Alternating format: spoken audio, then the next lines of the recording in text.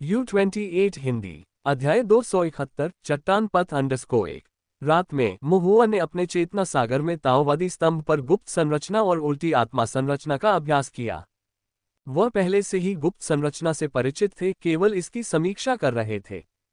उल्टी आत्मा संरचना अत्यंत कठिन थी। इसे पूर्ण करने के लिए 10 पैटर्नों की दिव्य भावना की आवश्यकता थी, जिसे महुआ अभी तक नहीं बना सका था। ये केवल उसकी दिव्य भावना को निखारने के लिए एक प्रशिक्षण उपकरण के रूप में कार्य करता था। अगली सुबह वह 2 घंटे तक अपनी नियमित साधना करने के लिए जल्दी उठे। जल्दी से नाश्ता करने के बाद वह बिग ब्लैक माउंटेन की ओर चल पड़ा। बाहरी पर्वत को पार करते हुए आंतरिक पर्वत पर पहुंचा और फिर चट्टान के किनारे पर पहुंच गया। चट्टान 1000 फीट ऊंची थी, बादलों और धुंध से लिपटी हुई, उसकी गहराई अथाह थी। महुआ चट्टान के किनारे पर पालथी मारकर बैठ गया, अपनी आंखें बंद कर लीं और चट्टान के नीचे जांच करने के लिए अपनी दिव्य इंद्री को नीचे की ओर छोड़ दिया। इस बार एक परिकल्पना को ध्यान में रखते हुए उनका उद्देश्य अधिक विशिष्ट था और उनकी धारणा और भी अधिक सावधान थी। एक क्षण बाद महुआ ने अपनी आंखें खोली। वह हैरान दिख रहा था, फिर भी उसे कुछ नहीं मिला। यदि वह गलत नहीं था, तो इन पाप साधकों को छिपने के लिए गुप्त संरचना का उपयोग करना चाहिए था, और सबसे अधिक संभावना वाली जगह चट्टान के नीचे थी। लेकिन उस समय गहरी चट्टान अथाह थी। महुआ की दिव्य अनुभूति की सीमा के भीतर न तो कोई आकृति थी और न ही कोई अन्य विशिष्ट आभा थी। ये बहुत अजीब था। यदि यह चट्टान के नीचे नहीं था, तो क्या ये विपरीत दिशा में हो सकता है? महुआ ने विपरीत पर्वत की ओर देखा। दूसरी तरफ एक गहरा पहाड़ था, जिस पर घने बादल और धुंध, घना धुआं और बेहद अप्रत्याशित ऊर्जा थी। इसके अलावा धुएं ने दृष्टि को इतना धुंधला कर दिया था कि चट्टान का किनारा दिखाई नहीं दे रहा था। अपने आप में अदृश्य होने के कारण ऐसा प्रतीत होता था कि किसी भी चीज को छिपाने के लिए संरचनाओं का उपयोग करने की कोई आवश्यकता नहीं थी। यदि यह चट्टान के नीचे नहीं है और चट्टान के विपरीत दिशा में नहीं है, तो क्या यह चट्टानों के बीच हो सकता है? महुआ ने मन ही मन बुदबुदाया। फिर उसकी दिव्य इंद्रिय ने चट्टानों के बीच के स्थान की जांच की। चट्टानों के बीच का धुआं और गंदी ख्यूई आपस में मिल गई, जिससे दृश्य अस्थायी रूप से धुंधला हो गया। जैसे ही उसने जांच की, महुआ ने अचानक अपनी आंखें चौड़ी कर लीं। वहां सचमुच कुछ था। महुआ का दिल धड़क उठा। फिर उसने अपनी आंखें बंद कर लीं, मन को एकाग्र किया और अपनी दिव्य इंद्रियों को उसकी चरम सीमा तक फैलाया, धुंध के हस्तक्षेप को नजरअंदाज करने और पूरी शक्ति से देखने की कोशिश की। धुंधलेपन के बीच महुआ को अंततः एक रास्ता दिखाई दिया जो विपरीत चट्टान की ओर जाता था। जब महुआ को पता चला कि यह रास्ता क्या है, तो वह हैरान रह गया। ये वास्तव में कोई पगडंडी नहीं थी, बल्कि एक गिरी हुई पर्वत चोटी थी। शिखर तीखा था, चट्टानें मजबूत थीं, जो विपरीत दिशा से आ रही थीं और चट्टानों के बीच फैली हुई थीं, जिससे एक प्राकृतिक पत्थर का पुल बन गया था। एक संरचना मास्टर ने पर्वत शिखर पर गुप्त संरचना स्थापित की थी, जिससे इसकी आकृति छिप गई थी, तथा चट्टानों के बीच प्राकृतिक धुंध के साथ मिलकर दिव्य इंद्रिय बोध को भ्रमित कर दिया गया था। पर्वत शिखर एक अत्यंत गुप्त, अज्ञात मार्ग बन गया, जो हजारों मील की गहराई पर स्थित था तथा दोनों ओर की चट्टानों को जोड़ता था। पर्वत की चट्टानों को संरचना माध्यम के रूप में तथा पर्वत के धुएं को आवरण के रूप में प्रयोग करना, जिससे देवताओं और आत्माओं द्वारा पता न लगाया जा सके और कोई निशान न रह जाए। महुआ दंग रह गया। अचानक उसने मन ही मन सोचा, ये फॉर्मेशन मास्टर तो मास्टर है। उसने भी अभी अभी गुप्त संरचना सीखी थी, लेकिन इस संरचना मास्टर ने बहुत पहले ही पहाड़ की चट्टानों पर यह गुप्त संरचना बना दी थी, और संरचनाओं में कौशल का स्तर स्पष्ट रूप से उसके अपने स्तर से अधिक था। संरचनाओं में कुशल बनने के बाद रहस्यमय श्री जुआंग के अलावा ये पहली बार था जब महुआ का सामना एक ऐसे संरचना मास्टर से हुआ था, जिसकी संरचनाओं में उपलब्धि उसकी अपनी उपलब्धि से अधिक थी। महुआ की जिज्ञासा बढ़ गई कि आखिर यह फॉर्मेशन मास्टर कौन था। पाप साधकों के लिए संरचनाएं स्थापित करना, उनके पदचिह्नों को छिपाना, क्या वह भी पाप साधक हो सकता है?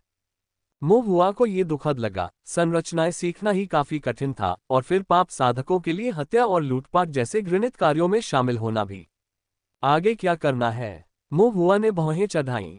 अब जबकि उसे पाप साधकों के इस समूह का पता चल गया है, तो स्वाभाविक रूप से उसे जाकर उनकी वास्तविकता की जांच करनी चाहिए। लेकिन महुआ अकेले खतरे में नहीं जा सकता था।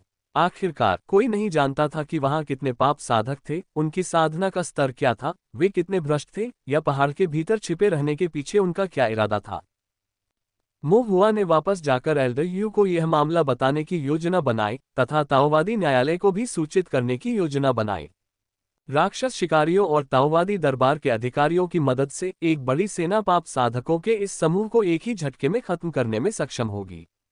अपना मन बनाकर मुह हुआ वापस लौटने ही वाला था, लेकिन जैसे ही वह मुड़ा, वह वहीं रुक गया और फिर से अपनी भौहें सिकोड़ लीं। ये दृष्टिकोण भी कुछ हद तक अनुचित प्रतीत हुआ। पुनः सेना को बुलाने के लिए वापस लौटते समय, यद्यपि संख्या बल उनके पक्ष में था, पहाड़ में प्रवेश करने वाले लोगों के एक समूह ने संभवतः पाप साधकों को सचेत कर दिया और उन्हें सतर्क कर दिया। वे बहुत अधिक थे, लेकिन क्या होगा यदि पाप साधक और भी अधिक हो जाएं? आखिरकार वे 200-300 वर्षों से निष्क्रिय पड़े थे और हर जगह बुरी ताकतों को भर्ती कर रहे थे, उनकी शक्ति शायद कम नहीं थी। यदि पाप साधक भूभाग का लाभ उठाकर बीच रास्ते में घात लगा लें, तो ताओवादी दरबार के कई अधिकारी और राक्षस शिकारी संभवतः नष्ट हो जाएंगे। मुह हुआ का ताओवादी न्यायालय के अधिकारियों के साथ बहुत अच्छा तालमेल था तथा मॉन्स्टर हंटर्स के साथ उसका रिश्ता और भी गहरा था। ये कुछ ऐसा था जिसे मुह हुआ नहीं देखना चाहता था। इसके अलावा पाप साधकों की असली ताकत अज्ञात होने के कारण जल्दबाजी में कार्य करने से जीत की अधिक संभावना नहीं होगी। यदि पाप साधक भागने में सफल हो गए, तो उन्हें पूरी तरह से जड़ से उखाड़ फेंकना लगभग असंभव हो जाएगा। इससे भी अधिक, ये सब अभी भी मुह हुआ की अटकलें ही थीं। यद्यपि इसकी 70 से 80% संभावना थी, लेकिन इसे अपनी आंखों से देखे बिना इसकी पुष्टि नहीं की जा सकती थी। क्या होगा यदि चट्टानों के पीछे कोई पाप साधक न हो? क्या होगा यदि श्री ज्वांग जैसा कोई महान एकांतवासी हो या कोई उच्च पदस्थ फॉर्मेशन मास्टर हो जिसका स्वभाव असामाजिक हो? वहां जाने के लिए किसानों का एक समूह एकत्र करना निस्संदेह शत्रुता को भड़काने जैसा होगा। मुह हुआ को थोड़ा दुविधा महसूस हुई। बहुत सोचने के बाद ऐसा लगा कि सबसे अच्छा समाधान यही है कि वह खतरे में अकेले ही उतर जाए। उसकी दिव्य इंद्रिय प्रबल थी, जिससे वह खतरे को पहले ही भांप लेता था, और जलमार्गी सीढ़ी की बदौलत साधारण साधक उसके पास नहीं आ सकते थे। इसके अलावा अब सबसे महत्वपूर्ण बात थी उसकी खुद को छिपाने की क्षमता। वह टोंगक्सियन शहर के सभी राक्षस शिकारियों में से एकमात्र साधक था जो खुद को छिपा सकता था। छिपाव तकनीक और छिपाव संरचना की सहायता से उसका छिपाव सामान्य छिपाव तकनीकों की तुलना में अधिक मजबूत था, यहाँ तक कि एक फाउंडेशन बिल्डिंग कल्टीवेटर भी यदि लापरवाह हो तो इसे देखने में सक्षम नहीं हो सकता था।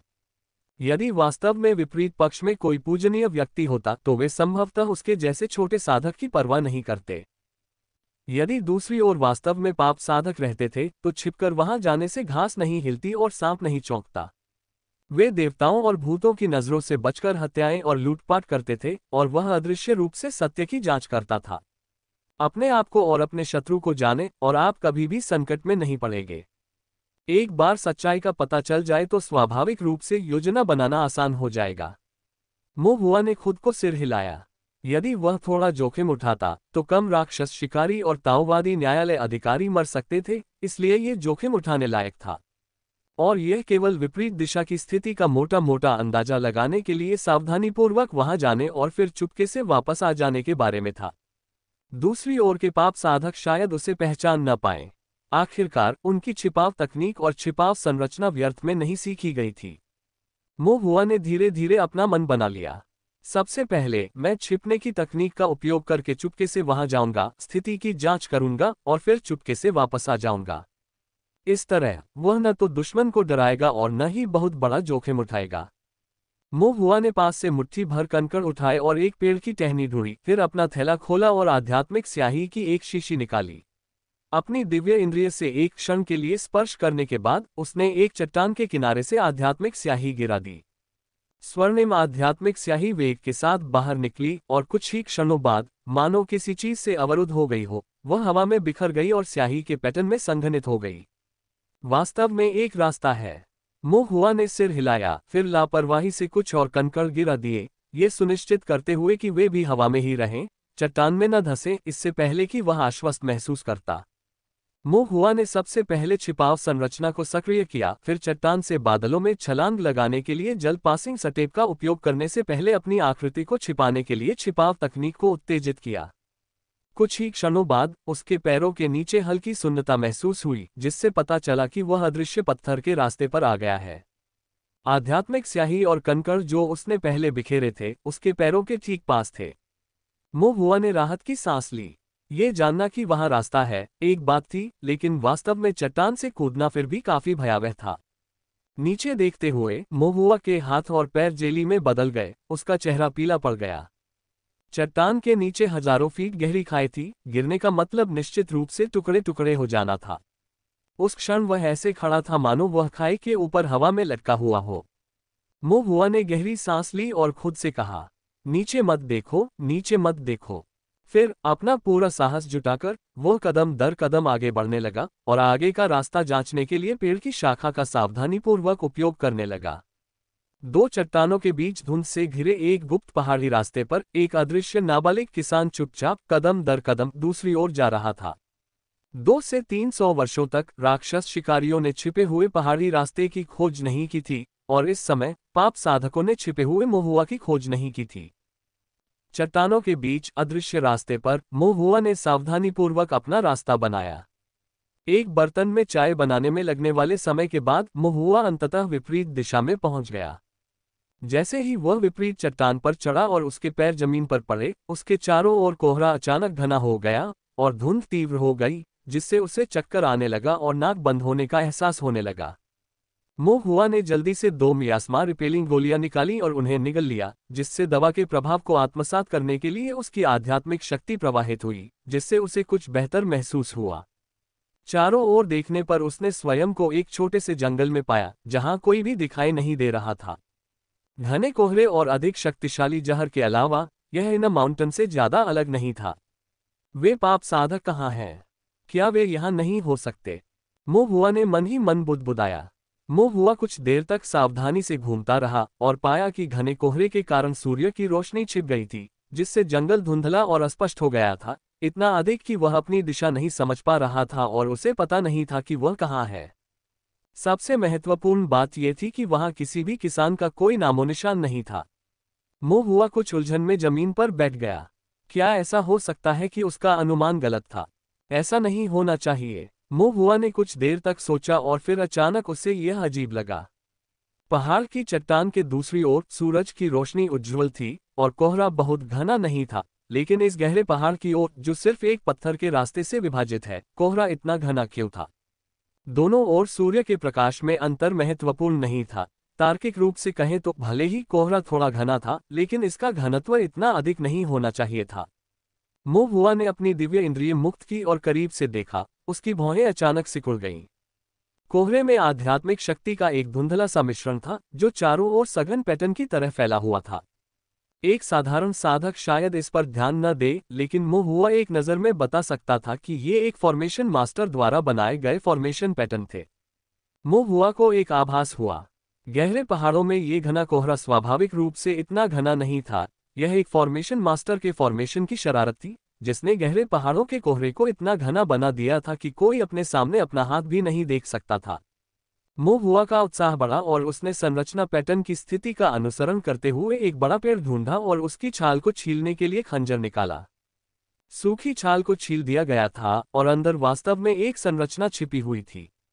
9 पैटर्न वाली यह रचना प्रथम श्रेणी की रचना पद्धति थी, जिसके पैटर्न मुख्यतः जल श्रृंखला के थे। लेखन में कुछ भिन्नताएं थीं और शैली कुछ अपरिचित लग रही थी। मोहुआ ने इसे पहले कभी नहीं देखा था, लेकिन उसने अनुमान लगाया कि यह एक कोहरा संरचना होनी चाहिए। इस संरचना का उद्देश्य नमी को संघनित करना तथा उसे भूमि के ऊपर तथा पेड़ों के बीच मंडराने देना था, जिससे कोहरा पैदा हो जो आसानी से न छंटे। मोहुआ को यह उपन्यास मिला और आसपास कोई न देखकर उसने कागज और ब्रश निकाला। उसने हर एक स्ट्रोक को ध्यान से दोहराते हुए उस रचना की नकल करना शुरू कर दिया। आमतौर पर फॉर्मेशन सीखने का सबसे अच्छा तरीका फॉर्मेशन डायग्राम का उपयोग करना है। एक संरचना आरेख पर विस्तृत संरचना पैटर्न होते हैं, जिसमें स्ट्रोक का क्रम, प्रयुक्त स्याही का अनुपात, संरचना पैटर्न के प्रकार, संरचना पिवट की संरचना और ध्यान देने योग्य अन्य बिंदु शामिल होते हैं।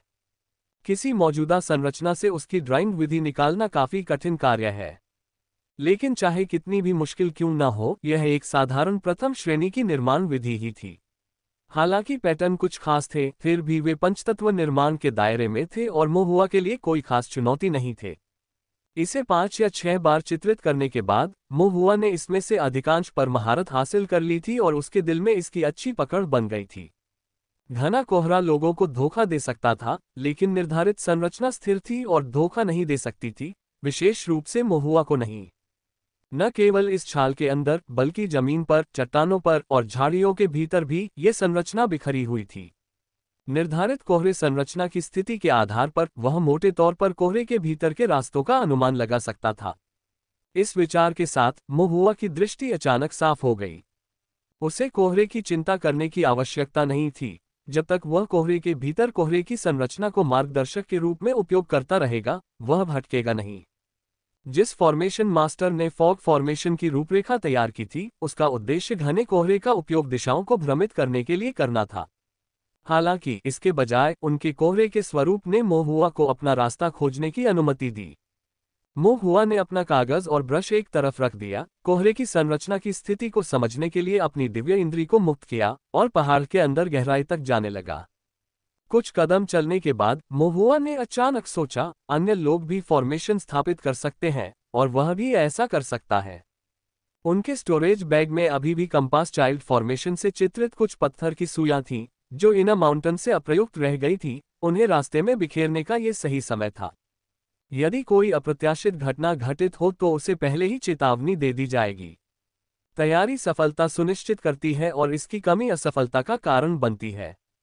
जब खतरा आए तो अचानक घबरा जाने से बचने के लिए आकस्मिक योजना बनाना हमेशा बेहतर होता है।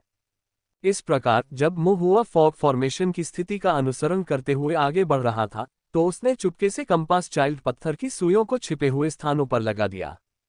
जैसे जैसे वह आगे बढ़ता गया, महुआ कोहरे वाले जंगल के रास्तों से अधिकाधिक परिचित होता गया। हालांकि काफी देर तक चलने के बावजूद उसे पाप साधकों का कोई सुराग नहीं मिला। महुआ ने भौहें सिकोड़ ली।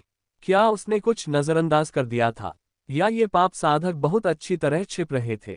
क्या उसे वापस लौट जाना चाहिए? शायद अगली बार फिर कोशिश करनी चाहिए। जब वह हिचकिचा रहा था, अचानक उसके कानों में कदमों की आहट पड़ी।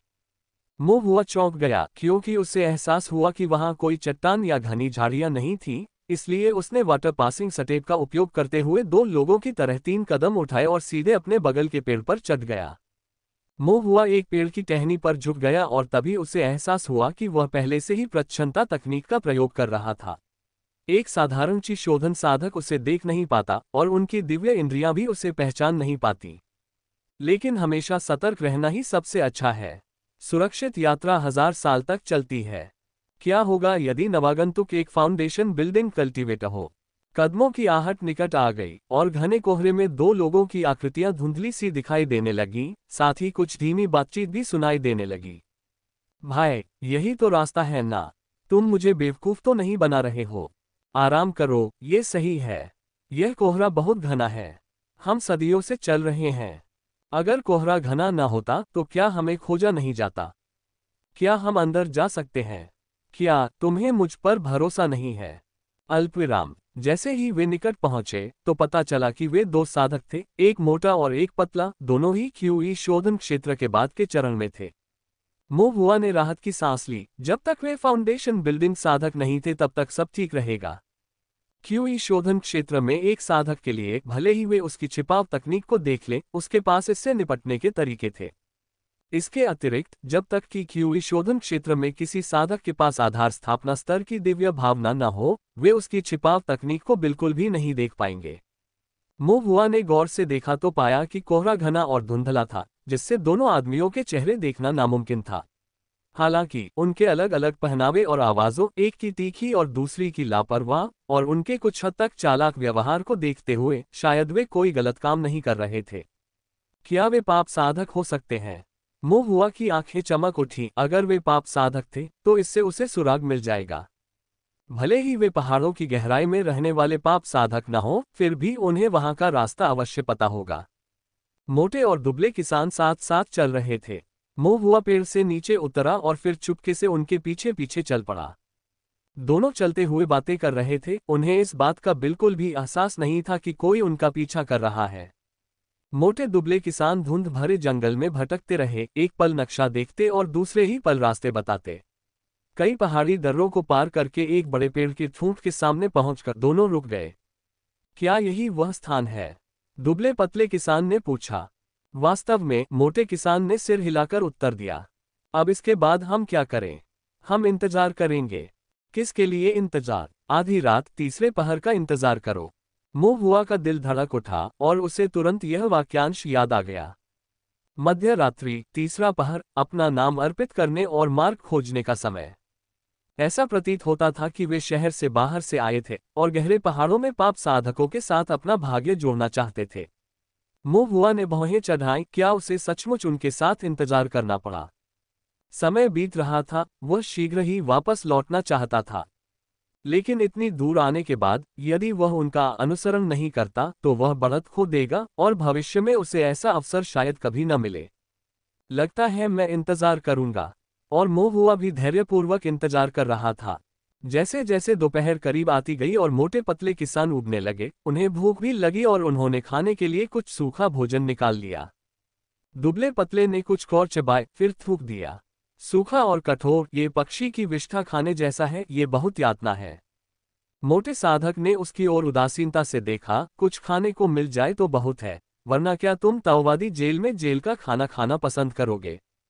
दुबला पतला किसान शर्म से हंसा। मैं इसे कई बार खा नहीं सकता, मुझे लगता है कि मैं मरे हुए आदमी का आखिरी भोजन खाऊंगा। मोटे किसान ने अपना सिर हिलाया। अचानक दुबले पतले किसान ने पूछा, भाई आपने कितने लोगों की जान ली है? मोटे किसान ने एक क्षण के लिए सोचा, फिर अपनी भौहें उठाईं। लगभग 6, मुझे लगता है। दुबले पतले किसान ने उसे अंगूठा दिखाया। फिर भी भाई तुम ताकतवर हो। मेरे पास तो सिर्फ 4 हैं। उन्हें गिनने के बाद उसने कहा, 100 वर्ष से अधिक उम्र का बूढ़ा आदमी, 30 वर्ष का एक किसान, एक महिला किसान और उसका बच्चा। मोटा किसान थोड़ा हैरान हुआ। आप बच्चे को भी गिन रहे हैं? बच्चे के बिना सिर्फ 3 ही बचते। मुझे डर था कि कहीं मैं तुम्हें शर्मिंदा न कर दूं भाई। कोई बात नहीं, मोटे किसान ने उसका कंधा थपथपाया। मेरे साथ रहो और एक बार जब हम इन गहरे पहाड़ों में प्रवेश कर जाएंगे तो तुम्हें खाने पीने की सारी अच्छी चीजें मिलेंगी और कोई भी तुम्हें नीची नजर से नहीं देखेगा। दुबला पतला किसान बहुत खुश हुआ। तब तो मैं बड़े भाई पर निर्भर रहूंगा। मोटे किसान ने अपनी छाती से एक पैकेट निकाला जिसमें सूखे मांस का एक टुकड़ा और शराब की एक बोतल थी। मैंने इसे खास तौर पर सहेज कर रखा है। हम भाइयों का मिलना नसीब में था और हम ताओवादी दरबार के कुत्तों के चंगुल से बचकर इन पहाड़ों तक का सफर तय करके आए। मुश्किलों से लेकर मिठास तक ये जश्न मनाने लायक है। दुबले पतले किसान की आंखें चमक उठीं। बड़े भाई सचमुच हर चीज के बारे में सोचते हैं। दोनों ने मांस बांटकर खाया और शराब पी। खाना पेट भरने वाला नहीं था और शराब भी काफी नहीं थी, फिर भी वे संतुष्ट थे। खाना खाने के बाद मोटे किसान को एहसास हुआ कि रात का तीसरा पहर लगभग बज चुका है। अचानक भौहें चढ़ाते हुए उसने बगल की ओर इशारा किया। लगता है उस पेड़ के ठूंठ के पास कुछ है। दुबला पतला किसान थोड़ा नशे में हैरान सा लग रहा था और जांच करने के लिए उठ खड़ा हुआ। मोटा साधक चुपचाप पतले साधक के पीछे चला गया और उसे आश्चर्यचकित करते हुए अचानक अपनी तलवार निकाली और सीधे उसके हृदय में घोंप दी। अपनी घबराहट में डूबे दुबले पतले साधक को सीने में दर्द महसूस हुआ। नीचे देखा तो उसे एक तलवार की नोक बाहर निकली हुई दिखाई दी। उसका दिल छलनी हो गया और फिर जैसे ही तलवार बाहर निकली, खून की धार फूट पड़ी। वह धीरे से मुड़ा, उसके चेहरे पर अविश्वास झलक रहा था। मोटे किसान ने ठंडे स्वर में कहा, अच्छा भाई, ये भोजन, ये तुम्हारा आखिरी भोजन भी है। दुबले पतले किसान की आंखों में गुस्सा और उदासी साफ झलक रही थी। उसने कोशिश की, लेकिन मोटे किसान ने उसका गला पकड़ लिया, उसका हाथ पेड़ के तने पर दबा दिया और एक ही वार में उसका सिर धड़ से अलग कर दिया। सिर जमीन पर लुढ़क गया, खून चारों ओर फैल गया, जिससे मोटे किसान के कपड़े लाल हो गए। मोटा किसान बेफिक्र था। आखिर हम भाई थे। तुमने मेरी शराब पी, मेरा खाना खाया, तो एक पल के लिए तुम्हारा दिमाग उधार लेना कोई बड़ी बात नहीं होगी, है ना? अपनी बात समाप्त करने के बाद वह आगे बढ़ा, उस सिर को उठाया जिसने मृत्यु में अपनी आंखें बंद नहीं की थीं, और उसे दूर स्थित अंधेरी पहाड़ी दीवार की ओर फेंक दिया। जब सिर जमीन पर गिरा तो पहाड़ की दीवार अचानक गायब हो गई। एक रक्तरंजित और भयावह पर्वतीय द्वार दिखाई दिया जिस पर 3 प्राचीन अक्षर अंकित थे। ब्लैक माउंटेन गढ़। हुआ ने बहुत आश्चर्य से देखा। काले पहाड़ का गढ़। बिग ब्लैक माउंटेन की गहराई में वास्तव में एक गढ़ था। ऐसा प्रतीत होता है कि पहाड़ी गढ़ का प्राचीन द्वार 100 वर्षों से अस्तित्व में है। दरवाजा खून से सना हुआ था, संभवतः पीड़ितों के सिर काटने और खून के छींटों के कारण, जिससे वर्षों से सड़न की एक उल्टी जैसी गंध पैदा हो गई थी। ये भयावह और भयानक दोनों लग रहा था। आधी रात को रास्ता पूछने के लिए सिर आगे करो। मोहुआ ने मन ही मन ये बात दोहराई। रास्ता पूछने के लिए सिर पेश करना, यही इसका अर्थ है, मारना और सिर काटना, कटे हुए सिर को परिचय के प्रतीक के रूप में उपयोग करना, और फिर ब्लैक माउंटेन स्ट्रॉन्गहोल्ड के द्वार प्रकट होंगे। द्वार का प्रकट होना ये भी दर्शाता था कि गढ़ के भीतर पाप साधकों ने आपको स्वीकार कर लिया है। दरअसल कुछ ही क्षणों बाद एक प्राचीन और उबकाई पैदा करने वाली चरमराहट की आवाज के साथ ब्लैक माउंटेन स्ट्रॉन्गहोल्ड के द्वार धीरे धीरे खुल गए। मोटे साधक के चेहरे पर पागलपन भरी खुशी दिखाई दे रही थी जब उसने अपने ताओवादी वस्त्र को सीधा किया और फिर ब्लैक माउंटेन गढ़ में कदम रखा। ब्लैक माउंटेन स्ट्रॉन्गहोल्ड में प्रवेश करने के बाद चरमराहट की आवाज फिर से शुरू हो गई और द्वार धीरे धीरे बंद हो गए और फिर धीरे धीरे गायब हो गए। मोटा किसान भी बिना किसी निशान के पूरी तरह से गायब हो गया था। मोहुआ की पलकें झपक गईं। तो इस तरह ब्लैक माउंटेन स्ट्रॉन्गहोल्ड में प्रवेश किया गया। यह इतनी गहराई से छिपा हुआ है कि इसमें कोई आश्चर्य की बात नहीं है कि इतने वर्षों तक किसी ने इसे खोजा नहीं। और ऐसा प्रतीत होता था कि जो लोग ब्लैक माउंटेन स्ट्रॉन्गहोल्ड में प्रवेश कर सकते थे वे वास्तव में पाप साधक थे जिनके हाथ खून से सने थे। कम से कम यह मोटा होना कोई अच्छी बात नहीं थी। 6 लोगों की जान खतरे में होने के बावजूद वह अचानक उन लोगों पर टूट पड़ा जिन्हें उसने भाई कहा था, तेज और निर्दयी, सीने में तलवार घोंप दी, बिल्कुल अप्रत्याशित। उसने दुबले पतले किसान से दोस्ती सिर्फ एक जीवित परिचय चिन्ह लाने के लिए की थी। जब सिर काटने का समय आया तो वह काले पहाड़ के गढ़ में जाने का रास्ता पूछने के काम आएगा। संभवतः उन्होंने कभी भी उस कटे हुए पतले किसान के बारे में दोबारा नहीं सोचा होगा। साधना का मार्ग खतरनाक है और मनुष्य का हृदय अथाह है। मोहुआ ने एक बार फिर यह सब देखा था और इसे अपने दिल में गहराई से बैठा लिया था। अपरिचित साधकों से सावधान रहना हमेशा बेहतर होता है, खासकर उनसे जिन्हें आप शायद ही जानते हो। आप उनके चेहरे तो पहचान सकते हैं लेकिन उनके दिल नहीं। उसी समय मोहुआ ने भी कुछ सीखा था। यदि किसी को कार्य करना ही है तो उसे मोटे किसान की तरह किया जाना चाहिए, जिससे पीड़ित को अचानक से पकड़ लिया जाए। अब मुझे क्या करना चाहिए? मोहुआ ने सोचते हुए भौहें चढ़ाईं।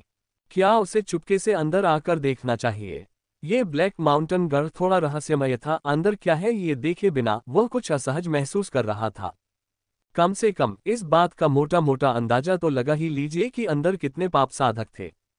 किसी को भी भयभीत किए बिना चुपके से एक नजर डालें। मोहुआ ने चुपचाप अपने मन में सोचा, लेकिन अंदर घुसने का तरीका क्या है? मोहुआ कुछ परेशान था।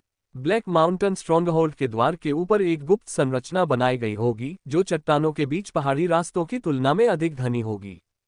दिव्य ज्ञान से सावधानीपूर्वक जांच किए बिना कोई भी इस पर ध्यान नहीं देगा। अब जबकि द्वार बंद हो चुका है और छुपने की गुंजाइश खत्म हो चुकी है, जब तक कोई और रास्ता पूछने के लिए सिर न दिखाए तब तक शायद वह फिर कभी नहीं खुलेगा। मोहुआ दरवाजा खटखटाने के लिए यूं ही सिर अंदर नहीं डाल सकता था। इसके अलावा सामने से प्रवेश करते हुए भले ही मोहुआ खुद को छिपा ले फिर भी उसे पकड़ा जा सकता था। एक बार पता चल गया तो ये खतरनाक होगा। क्या करें? मोहुआ ने विचार किया। यद्यपि ब्लैक माउंटेन स्ट्रॉन्गहोल्ड का द्वार गायब हो गया था फिर भी उसकी रूपरेखा मोहुआ के चेतना सागर में उभर आई थी। अपनी दिव्य इंद्रिय से ब्लैक माउंटेन गढ़ को देखते हुए मोहुआ के विचार तेजी से दौड़ने लगे और धीरे धीरे एक योजना बनने लगी। ताओ साधना के मार्ग में सब कुछ संरचनाओं पर निर्भर करता है, विशेष रूप से साधना भवनों पर। यद्यपि ब्लैक माउंटेन स्ट्रॉन्गहोल्ड भयावह और रहस्यमय था, ये कहीं से प्रकट नहीं हुआ था। ये साधकों द्वारा निर्मित एक खेती का निर्माण था जिसमें इसकी छिपाव रक्षा, पूर्व चेतावनी और अन्य निर्माण कार्य सभी संरचनाओं पर निर्भर थे। इसके अलावा गढ़ के अंदर एक कुशल फॉर्मेशन मास्टर अवश्य रहा होगा। यदि ऐसा है तो गढ़ पूरी तरह से संरचनाओं के आधार पर बनाया गया होगा। चूंकि यह संरचनाओं पर निर्भर था इसलिए समस्या को हल करने का कोई रास्ता होगा। मोहुआ का सबसे बड़ा कौशल निश्चित रूप से गठन तकनीक थी। अभी भी अपनी गुप्त चाल को बरकरार रखते हुए वह कुछ देर तक ब्लैक माउंटेन स्ट्रॉन्गहोल्ड के प्रवेश द्वार के आसपास टहलता रहा और उसके मन में एक मोटा मोटा अनुमान लगा। ब्लैक माउंटेन गढ़ को पहाड़ के विपरीत बनाया गया था, जिसके दोनों ओर पहाड़ी इलाका था। अंतराल में एक प्रवेश द्वार बनाया गया था और दोनों तरफ ऊंची दीवारें भी होनी चाहिए थीं। मुंह हुआ दोनों ओर की पर्वत चोटियों पर चढ़ गया और उसने ऊंची दीवारें देखी। प्रवेश द्वार को एक गुप्त संरचना द्वारा छुपाया गया था, लेकिन बगल की दीवारें नहीं थीं। उन्होंने अनुमान लगाया कि ऐसा इसलिए था क्योंकि छिपाव संरचना का अध्ययन करना और उसका चित्र बनाना कठिन था, इसलिए ये केवल सामने के भाग को ही ढक सकता था तथा बगल की दीवारों को पूरी तरह से छिपाना भी संभव नहीं था। मुंह हुआ ने राहत की सांस ली। ऐसा लग रहा था कि फॉर्मेशन मास्टर का स्तर ऊंचा था, लेकिन अभी वह उतना ऊंचा नहीं था। उसने अनुमान लगाया कि वह अपने आप से थोड़ा सा ही अधिक शक्तिशाली है। प्रवेश द्वार पर बनाई गई गुप्त संरचना के अलावा दो ऊंची दीवारों पर संरचना तकनीक मुख्य रूप से रक्षा और पूर्व चेतावनी पर केंद्रित थी। रक्षात्मक संरचनाओं में पृथ्वी पत्थर संरचना, पृथ्वी और लकड़ी संरचना और कुछ ठोस पृथ्वी संरचनाएं, ज्यादातर मिश्रित संरचनाएं, कुछ एकल संरचनाएं भी शामिल थीं। दीवार पर कुछ ऐसी संरचनाएं थीं जिन्हें मोहुआ ने पहले कभी नहीं देखा था, लेकिन उनकी संरचना का पैटर्न कुछ हद तक कंपास पेरेंट चाइल्ड फॉर्मेशन के समान था और वे गोल्डन सीरीज कंपाउंड फॉर्मेशन भी थे। इसलिए मोहुआ ने अनुमान लगाया कि ये प्रारंभिक चेतावनी वर्ग संरचनाएं होनी चाहिए। सामने की ओर छिपकर पता लगाने से रोकने के लिए तथा बगल में सुरक्षा और पूर्व चेतावनी के साथ कृषकों के गुप्त हमलों से सावधानीपूर्वक रक्षा करना। मुंह हुआ ने सिर हिलाया। उसे संरचना का डिजाइन काफी तर्कसंगत लगा। ये सामान्य साधकों को रोकने के लिए पर्याप्त होना चाहिए, और यहां तक कि औसत फॉर्मेशन मास्टर्स भी शायद किसी भी दोष को नोटिस नहीं करेंगे। हालांकि मुंह हुआ ने व्यक्तिगत रूप से टोंडजियान शहर की सबसे बड़ी रिफाइनरी शॉप और अल्केमिस्ट बिजनेस के लिए सभी संरचनाओं को डिजाइन और चित्रित किया, जिसमें प्रीमियम इमारतों में उपयोग की जाने वाली संरचनाओं की पूरी समझ थी। ब्लैक माउंटेन स्ट्रॉन्गहोल्ड की संरचनाओं को बहुत ही चतुराई से डिजाइन किया गया था, लेकिन सीमित दृष्टि और दायरे के कारण इसे अभी भी एक गुप्तगढ़ की तरह बनाया गया था और कई संरचनाएं स्पष्ट रूप से भद्दी थीं। मुंह हुआ की नज़र में इसमें कई खामियां थीं। इसके अलावा गढ़ की संरचनाओं को संभवतः इस फॉर्मेशन मास्टर द्वारा ही चित्रित किया गया था। इन्हें शुरू से अंत तक चित्रित करने में काफी समय लगा, जिसमें नई और पुरानी संरचनाएं एक दूसरे पर ओवरलैप हो रही थीं, कुछ तो परस्पर विरोधी भी थीं, तथा उन्हें मुश्किल से एक साथ पिरोया गया था। साधारण फॉर्मेशन मास्टर्स के लिए फॉर्मेशन को चित्रित करना काफी धीमा है। मुंह हुआ जैसे व्यक्ति जो प्रतिदिन आकृतियों को चित्रित करते थे, उन्हें उनका गहन ज्ञान था तथा स्वर ज्ञान जुए के अध्ययन से प्राप्त दिव्य अनुभूति के कारण वे अत्यंत तीव्र गति से चित्रकारी कर सकते थे, जो कि अत्यंत दुर्लभ है। एक व्यक्ति द्वारा इस हद तक चित्रकारी करना सामान्य बात थी, लेकिन इस प्रकार संपूर्ण संरचना में खामियां और भी अधिक थीं। मुंह हुआ को राहत मिली। इस फॉर्मेशन मास्टर के कौशल के कुछ क्षेत्र वास्तव में उसके अपने कौशल से कमतर थे। मुंह हुआ ने 2 बार और चक्कर लगाया, इन संरचनाओं को नियंत्रित किया और फिर एक कमजोर जगह ढूंढी जहां वह पालथी मारकर बैठ गया और अपने स्टोरेज बैग से पेन और स्याही निकाल ली। संरचनाओं से निपटने का सबसे अच्छा तरीका उन्हें सुलझाना था। संरचनाओं को तोड़ने से बहुत अधिक शोर होगा और मुंह हुआ की वर्तमान साधना के साथ वह गढ़ की संरचनाओं को तोड़ने में सक्षम नहीं होगा। इसके अलावा एक संरचना को सुलझाना ही एक संरचना मास्टर की कुशलता का सर्वोत्तम प्रदर्शन था। ये वही है जो श्री ज्वांग ने उसे बताया था और मुंह हुआ को यह अच्छी तरह याद था। इसके बाद मुंह हुआ ने संरचनाओं को सुलझाना शुरू कर दिया। सबसे पहले उन्होंने अंदर के साधकों द्वारा पता लगाए जाने से बचने के लिए प्रारंभिक चेतावनी संरचनाओं को सुलझाया, और फिर संरचना पैटर्न के पारस्परिक प्रतिकार का उपयोग करते हुए उन्होंने अपने सामने सभी जुड़े हुए पृथ्वी पत्थर और पृथ्वी और लकड़ी के संरचनाओं को सुलझाया। संरचनाओं का ये छोटा सा ब्लॉक स्वतंत्र था और आसपास की मिश्रित संरचनाओं में एकीकृत नहीं था, इसलिए जब इसे निष्क्रिय कर दिया गया तो इसकी खोज नहीं हो सकी। संरचनाओं को खोलने के बाद संरचना के पैटर्न कुछ समय के लिए टिमटिमाते रहे तथा फिर धूसर हो गए, जिससे उनकी प्रभावकारिता समाप्त हो गई। निर्माण माध्यम के रूप में काम करने वाला दीवार का कोना भी निर्माण पैटर्न की अप्रभाविता के कारण सूख गया तथा ढीला और नर्म हो गया। मुंह हुआ ने फिर अपने दिव्य ज्ञान का उपयोग करके अपने आसपास के वातावरण को महसूस किया, ये सुनिश्चित किया कि कोई भी आसपास नहीं है, और चुपचाप एक छोटा खंजर निकाला और दीवार के कोने पर थोड़ा थोड़ा करके छेद करने लगा। मास्टर चेन ने मुंह हुआ के लिए 1000 जून छड़ी तैयार की थी और असंतुष्ट महसूस करते हुए वास्तव में फल छीलने में उपयोग करने के लिए उसके लिए एक छोटा खंजर भी तैयार किया था। अब वह छोटा खंजर दीवार के कोने पर खुदाई करने के लिए बिल्कुल उपयुक्त था। मोह हुआ कुछ देर तक खुदाई करता, फिर आराम करता, अपनी दिव्य इंद्रिय से यह पुष्टि करता कि आसपास कोई लोग तो नहीं है, फिर खुदाई जारी रखता। अज्ञात समय के बाद वह अंततः दीवार के कोने में एक छेद खोदने में सफल रहा, जिससे एक छोटा सा रास्ता बन गया। मोह हुआ मिट्टी से ढका हुआ था, केवल उसकी आंखें चमक रही थीं। सफलता, अब वह अंदर जाकर देख सकता था। मोह हुआ युवा था और उसका कद भी छोटा था, छेद बिल्कुल सही आकार का था और ध्यान में आने की संभावना भी नहीं थी। मोह हुआ ने पुनः आराम किया, अपनी शक्ति और आध्यात्मिक शक्ति के पुनः प्राप्त होने की प्रतीक्षा की। छिपाव तकनीक को पुनः लागू किया, छिपाव संरचना को सक्रिय किया, सुनिश्चित किया कि उसकी तैयारी पूरी हो, और फिर सावधानीपूर्वक छेद के माध्यम से अंदर रेंग गया। अंधेरी रात के आसमान के नीचे, पहाड़ों की भयानक गहराइयों में, युवा मोह हुआ ने देवताओं और भूतों दोनों की नजरों से बचते हुए ब्लैक माउंटेन गढ़ में घुसपैठ की। 2 या 300 साल पहले ब्लैक माउंटेन स्ट्रोंगहोल्ड के निर्माण के साथ इसने अपने पहले छोटे किसान का भी स्वागत किया, जिसने मुख्य द्वार का उपयोग नहीं किया। मोह हुआ ने चुपके से दीवार खोद डाली और किसी भूत की तरह, किसी का ध्यान न आते हुए, ब्लैक माउंटेन गढ़ में घुस गया। गढ़ में प्रवेश करते ही उसे तुरंत ही खून से सनी तीखी गंध का एहसास हुआ। यह बासी सड़न और रक्त की ताज़ा तीक्ष्णता का मिश्रण था। चारों ओर हड्डियां कंपा देने वाली ठंड छा गई। मोह हुआ कांपने से खुद को नहीं रोक सकी और उसने चारों ओर देखा, उसका मुंह आश्चर्य से खुला रह गया। इतना विशाल गढ़, दोनों ओर से पहाड़ों से घिरा ब्लैक माउंटेन स्ट्रॉन्गहोल्ड बीच में बसा हुआ था। दीवार का वह टुकड़ा जिसे मोह हुआ ने तोड़ा था, वह उसकी आंखों के सामने फैली पूरी ऊंची संरचना का एक छोटा सा हिस्सा था, जिसके चारों ओर और भी ऊंची दीवारें बनी हुई थीं। ऊंची दीवारों के अलावा आसपास के पहाड़ ब्लैक माउंटेन स्ट्रॉन्गहोल्ड के लिए प्राकृतिक बाधाओं के रूप में काम करते थे। पूरा गढ़ रात के अंधेरे में एक अभेद्य गढ़ की तरह दिखता था, लगभग एक राक्षसी प्राणी की तरह जो लोगों को खा जाता था। मोह हुआ को गहरा सदमा लगा, जिसके बाद राहत की लहर दौड़ गई। यह शायद तोंगशियान शहर में नहीं, बल्कि संभवतः पूरे ब्लैक माउंटेन राज्य सीमा में सबसे बड़ी पाप साधक शक्ति होगी। यदि उन्होंने पहले से ही पता नहीं लगाया होता और लोगों को जल्दबाजी में बुला लिया होता, तो टकराव के परिणामस्वरूप भयानक मृत्यु और चोट हो सकती थी। इसके बाद मोह हुआ ने अत्यंत सावधानी के साथ ब्लैक माउंटेन स्ट्रॉन्गहोल्ड के लेआउट का निरीक्षण करना शुरू कर दिया। गढ़ बहुत विशाल था, अनगिनत इमारतों से भरा हुआ।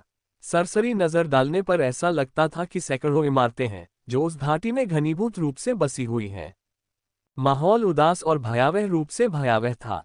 आग की मंद रोशनी में खून के धब्बे लगभग हर जगह दिखाई दे रहे थे, सड़कों पर, दीवारों पर, खंभों पर।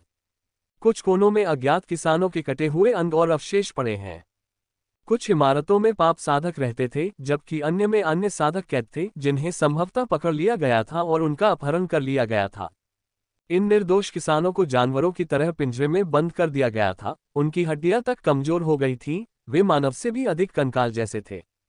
मोह हुआ ने भौहें चढ़ाईं। ये पाप साधक साधकों को यहाँ क्यों कैद करते हैं? क्या उन्हें आमतौर पर मार नहीं दिया जाता? बाल्टुओ जैसे पाप साधक ने भी बेरहमी से हत्याएं की, और ब्लैक माउंटेन स्ट्रॉन्गहोल्ड तो और भी ज्यादा दुष्ट लग रहा था। फिर इन साधकों की जान क्यों बख्श दी गई? हैरान होकर मोह हुआ ने कुछ देर तक पास में ही देखने का फैसला किया। शीघ्र ही एक भयंकर दिखने वाला पाप साधक आया। उसने एक साधक को चुना जिसका रंग थोड़ा बेहतर लग रहा था, तथा एक बार से उसकी कलाई काटकर रक्त एकत्र कर लिया। किसान का चेहरा पीड़ा से मुड़ गया। वह संघर्ष करने में असमर्थ हो गया क्योंकि उसका खून एक कटोरे में टपक रहा था, जिससे वह कटोरा पूरी तरह भर गया। पाप साधक ने कटोरा उठाया और उसमें से खूब सारा पानी पिया। उसके तुरंत बाद उसकी ऊर्जा बढ़ गई। वह अपने होंठ चाटने लगा, ऐसा लग रहा था जैसे वह असंतुष्ट था। थोड़ी देर बाद एक और पाप साधक आया। उसने अपना बड़ा हाथ एक युवा किसान के माथे पर रखा। युवक ने तुरंत एक हृदय विदारक चीख निकाली। दिव्य ज्ञान का उपयोग करते हुए मोह हुआ ने देखा कि युवा साधक की आध्यात्मिक शक्ति वास्तव में उसके दानतीयन से विपरीत दिशा में प्रवाहित होकर उसकी शिरोबिंदुओं से होती हुई उसके सिर के शिखर पर एकत्रित हो रही थी, तथा अंततः उसकी हथेली के माध्यम से पाप साधक के शरीर में स्थानांतरित हो रही थी। विपरीत दिशा में प्रवाहित आध्यात्मिक शक्ति अपने साथ भयंकर पीड़ा लेकर आए। यही कारण है कि युवा किसान की चीखें इतनी तेज थीं कि वे मानवीय नहीं लग रही थीं। शोर से परेशान होकर पाप साधक ने अपने दाहिने हाथ से आध्यात्मिक शक्ति को निकालना जारी रखा, जबकि उसके बाएं हाथ ने युवक का गला दबाकर उसे चुप करा दिया। आध्यात्मिक शक्ति निकालने के बाद युवा साधक कमजोर होकर चुपचाप जमीन पर गिर पड़ा। जीवन और मृत्यु के बीच उसका भाग्य अज्ञात था। इसी प्रकार एक के बाद एक और पाप साधक आए और लगभग एक ही जैसे काम करते रहे, या तो खून निकालते या आध्यात्मिक शक्ति निकालते, और कुछ तो और भी भयानक तरीकों का अभ्यास करते थे। मोहुआ को ऐसा लगा जैसे वह बर्फ के तहखाने में गिर गई हो। उसे यह बात समझ में आ गई कि ब्लैक माउंटेन स्ट्रॉन्गहोल्ड पाप साधकों का अड्डा नहीं, बल्कि दुष्ट साधकों का अड्डा था। इतना विशाल गढ़, और ये दुष्ट साधकों से भरा हुआ था, सैकड़ों की संख्या में। मोहुआ अपनी सांस रोक नहीं सका। पाप करने वाले लोग धन प्राप्ति के लिए सौभाग्य की इच्छा से हत्या करते हैं। दुष्ट साधक मनुष्यों पर अपनी कलाओं का अभ्यास करते हैं तथा उनके साथ कभी भी मनुष्य जैसा व्यवहार नहीं करते। लोहे की कोठरियों में बंद लोगों के साथ इंसान जैसा व्यवहार नहीं किया जाता था, बल्कि उनके साथ वध के लिए पाले गए पशुओं जैसा व्यवहार किया जाता था। मोहुआ हैरान और क्रोधित दोनों था, लेकिन इस पर विचार करने के बाद वह केवल असहाय होकर आहें भर सका। वह इन किसानों को बचाने में असमर्थ थी। ये काफी अच्छा होगा यदि वह अपनी सुरक्षा भी सुनिश्चित कर सके, दूसरों को बचाने की तो बात ही छोड़ दें। यदि ब्लैक माउंटेन स्ट्रॉन्गहोल्ड वास्तव में दुष्ट साधकों का अड्डा था, तो खतरा उसकी अपेक्षा से कहीं अधिक बड़ा था। बैकवोट, क्या मुझे इस मौके का फायदा उठाकर उनके ध्यान में आने से पहले ही वहां से निकल जाना चाहिए? मोहुआ ने इसके बारे में सोचा, लेकिन अपना सिर हिला दिया। इस बार तो चुपके से अंदर घुस पाना पहले से ही सौभाग्य की बात थी। हो सकता है कि अगली बार ऐसा सौभाग्य न मिले। इसके अलावा यद्यपि दुष्ट साधक खतरनाक होते हैं, किंतु जब तक वे क्यूई शोधन क्षेत्र में हैं और उनकी दिव्य इंद्रिय मोहुआ जितनी प्रबल नहीं है, वे मोहुआ की छिपाव तकनीक को नहीं देख सकते। जब तक छिपाव तकनीक का पता नहीं चल जाता, वह सुरक्षित रहेगा। दुष्ट साधकों के तरीके क्रूर होते हैं, लेकिन मोहुआ की उनसे सीधे भिड़ने की कोई योजना नहीं थी, इसलिए चाहे उनके तरीके कितने भी अजीब और निर्दयी क्यों न हो, वे निरर्थक होंगे। मोहुआ ने राहत की सांस ली। वह जो देख सकता था उससे पता चला कि ब्लैक माउंटेन गढ़ में दुष्ट साधकों की शक्ति इतनी विशाल थी कि उसने पहले से ही सभी राक्षस शिकारियों, यहां तक कि पूरे टोंगक्सियन शहर की सुरक्षा को गंभीर रूप से खतरे में डाल दिया था। यदि उन्हें अगले 2 या 300 वर्षों तक विकसित होने और अधिक शक्तिशाली होने दिया जाए, तो 1000 से अधिक दुष्ट साधक हो सकते हैं। तब तक पूरे तोंगशियान शहर के सभी छुट्टा किसान उनके पालतू पशु बन सकते थे। मोहुआ के दिल में एक ठंडक दौड़ गई, जबकि वे अभी भी उसके स्वयं को छिपाने की क्षमता से अनभिज्ञ थे तथा वह पहले ही चुपके से अंदर घुस चुका था। इन दुष्ट साधकों की वास्तविक क्षमताओं का पता लगाना सबसे अच्छा होगा। फिर वह बाहर जा सकता था, मदद के लिए पुकार सकता था, सावधानीपूर्वक योजना बना सकता था और अंतहीन परेशानियों को पीछे छोड़ने से बचने के लिए उन्हें एक ही झटके में खत्म कर सकता था। मोहुआ ने अपना मन बना लिया और आगे कैसे बढ़ना है, इस बारे में सोचने लगा। सबसे पहले और सबसे महत्वपूर्ण, ये निर्धारित करना महत्वपूर्ण है कि क्या अंदर कोई फाउंडेशन स्थापना चरण दुष्ट साधक है। केवल एक आधार स्थापना चरण दुष्ट साधक ही संभवतः उसकी छिपाव तकनीक को देख सकता है। दूसरे शब्दों में, जब तक उसका सामना फाउंडेशन एस्टेब्लिशमेंट के दुष्ट साधकों से नहीं होता, तब तक भले ही वह दुष्ट साधकों से भरी इस भूमि, ब्लैक माउंटेन स्ट्रॉन्गहोल्ड में ही क्यों न हो, जोखिम बहुत अधिक नहीं होगा। लेकिन एक फाउंडेशन स्थापना दुष्ट साधक कहाँ होगा? मोहुआ ने इसके बारे में सोचा और फिर संरचनाओं की अपनी समझ का उपयोग करते हुए ब्लैक माउंटेन स्ट्रॉन्गहोल्ड के लेआउट का अनुमान लगाना शुरू कर दिया। एन परिवार के गठन की रूपरेखा मोहुआ ने पहले ही देख ली थी। City south refining artifact store और अल्केमिस्ट्स बिजनेस दोनों की संरचनाओं को मोहुआ ने स्वयं डिजाइन किया था तथा उन संरचनाओं के आधार पर उनका निर्माण किया गया था। तो ये कुछ ऐसा था जिसमें मोहुआ काफी अच्छा था। कुछ गणना के बाद मोहुआ को एक मोटा मोटा विचार सूझा। ब्लैक माउंटेन गढ़ को आगे के गढ़ और पीछे के गढ़ में विभाजित किया गया था। सबसे आगे का गढ़ सामने था। मोहुआ अदृश्यता का आवरण ओढ़े बेतरतीब ढंग से इधर उधर घूम रहा था। ये मुख्यतः क्यूई शोधन क्षेत्र के दुष्ट साधक थे, हालांकि अधिकांश 8वें या 9वें स्तर पर थे, लेकिन कोई भी आधार स्थापना तक नहीं पहुंचा था। सामने के गढ़ में प्रयुक्त संरचनाएं अपेक्षाकृत सरल थीं, मुख्यतः प्रथम श्रेणी की एकल संरचनाएं तथा कई संरचनाएं तो प्रथम श्रेणी तक की भी नहीं थीं। खाद्य भवन, जेल और रहने के क्वार्टर जैसी बुनियादी संरचनाएं सभी सामने के गढ़ में स्थित थीं। दूसरी ओर पीछे के गढ़ में संरचनाएं बहुत अधिक जटिल थीं। इनमें मुख्य रूप से प्रथम श्रेणी की पृथ्वी काष्ठ मिश्रित संरचनाएं शामिल थीं, जो अन्य संरचनाओं के साथ मिश्रित थीं, जो प्रथम श्रेणी की एकल संरचनाएं भी थीं, और यहां तक कि एक अलग दीवार भी थी, जो स्पष्ट रूप से सामने के घर से कहीं अधिक महत्वपूर्ण थी। मोहुआ ने एक संरचना के एक छोटे से हिस्से को हल कर लिया था और गुप्त रूप से पीछे के घर में प्रवेश कर गया था। छिपने की जगह और जल मार्ग से गुजरते हुए मोहुआ छतों और बीमों के बीच घूमता रहा और इस दौरान चारों ओर देखता रहा। सामने के गढ़ की तुलना में पीछे का हिस्सा अपेक्षाकृत शांत और अधिक गंभीर था।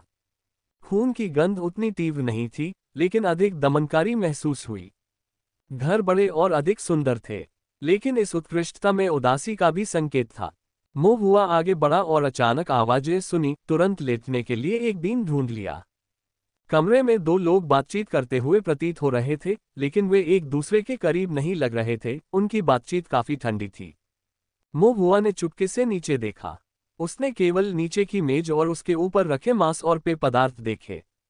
मोहुआ ने अनुमान लगाया कि दोनों लोगों का रुतबा काफी अच्छा होगा, क्योंकि उनके साथ परोसे गए व्यंजन सबसे अच्छे थे। वे बाहर के सभी दुष्ट साधकों द्वारा खाए जा रहे भोजन से बेहतर थे। ये देखकर कि उन्होंने उसे नहीं देखा था, मोहुआ ने सोचा कि वे क्यूई शोधन साधक थे और उसने अपना सिर झुकाकर उन दो व्यक्तियों पर एक और नजर डाली। उनमें से एक मध्यम आयु वर्ग का किसान था, जिसका चेहरा कठोर था। दूसरा एक हट्टा कट्टा आदमी था, जिसकी आंखें हल्की लाल थीं और शरीर लाल था। मोहुआ ने केवल एक पल के लिए देखा। उसकी निगाहें उस हटे कट्टे आदमी पर ऐसे टिकी थीं जैसे कोई ड्रैगनफ्लाई पानी पर तैर रही हो। उस हटे कट्टे आदमी ने अचानक अपनी आंखें चौड़ी कर ली। उसकी आंखों में खून उतर आया, उसके शरीर से भयंकर आभा निकल रही थी और वह चिल्लाया, कौन है? हुआ चौंक गया और तुरंत छत की बीम पर लेट गया, बिना हिले। उसी समय एक दिव्य भावना ने उस पर अचानक आक्रमण किया, परंतु वह उसकी छिपी हुई स्थिति को देख पाने में असफल रही। हटे कट्टे आदमी ने अपनी दिव्य इंद्री वापस ले ली, कुछ न पाकर, और गुस्से से चिल्लाया, वहां कौन है जो चुपके से घूम रहा है? मध्यम आयु वर्ग के साधक ने भौहें चढ़ाई और अपनी दिव्य इंद्रिय को भी मुक्त कर दिया तथा आसपास के वातावरण का निरीक्षण किया। एक बहुत गहरी दिव्य अनुभूति छत की बीम से होकर गुजरी, मोहुआ पर संघनित हुई और उस पर गुप्त संरचना के आवरण को भेदती हुई आगे बढ़ी। हालांकि छिपाव संरचना के नीचे छिपाव तकनीक से छिपाव की एक और परत थी। रात हो चुकी थी और छत पर अंधेरा था, यहाँ तक कि एक औसत दर्जे की छिपाने की तकनीक भी आसानी से पता नहीं चल पाती। मध्यम आयु वर्ग के साधक ने छिपाव की एक परत को देखा, लेकिन फिर भी मोहुआ को नहीं खोज पाया, और एक पल की हिचकिचाहट के बाद उसने भी अपनी दिव्य इंद्रिय को वापस ले लिया और उदासीनता से कहा, यहाँ कोई नहीं है, इतना घबराने की कोई जरूरत नहीं है। हटे कट्टे आदमी ने कहा, यह असंभव है, कोई मुझे देख रहा है।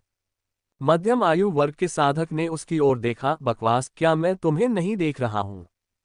हटे कट्टे आदमी ने कोई जवाब नहीं दिया। उसके चेहरे पर अभी भी एक भयंकर भाव था। नहीं, जरूर कोई गुप्त रूप से जासूसी कर रहा होगा। मोहुआ को अपने दिल में एक डूबने जैसी भावना महसूस हुई, वह तनावग्रस्त हो गया। मध्यम आयु वर्ग के किसान ने उत्तर दिया, क्या आप ये कह रहे हैं कि कोई चुपके से अंदर घुस आया है? यह असंभव नहीं है, उस हटे कट्टे आदमी ने कहा।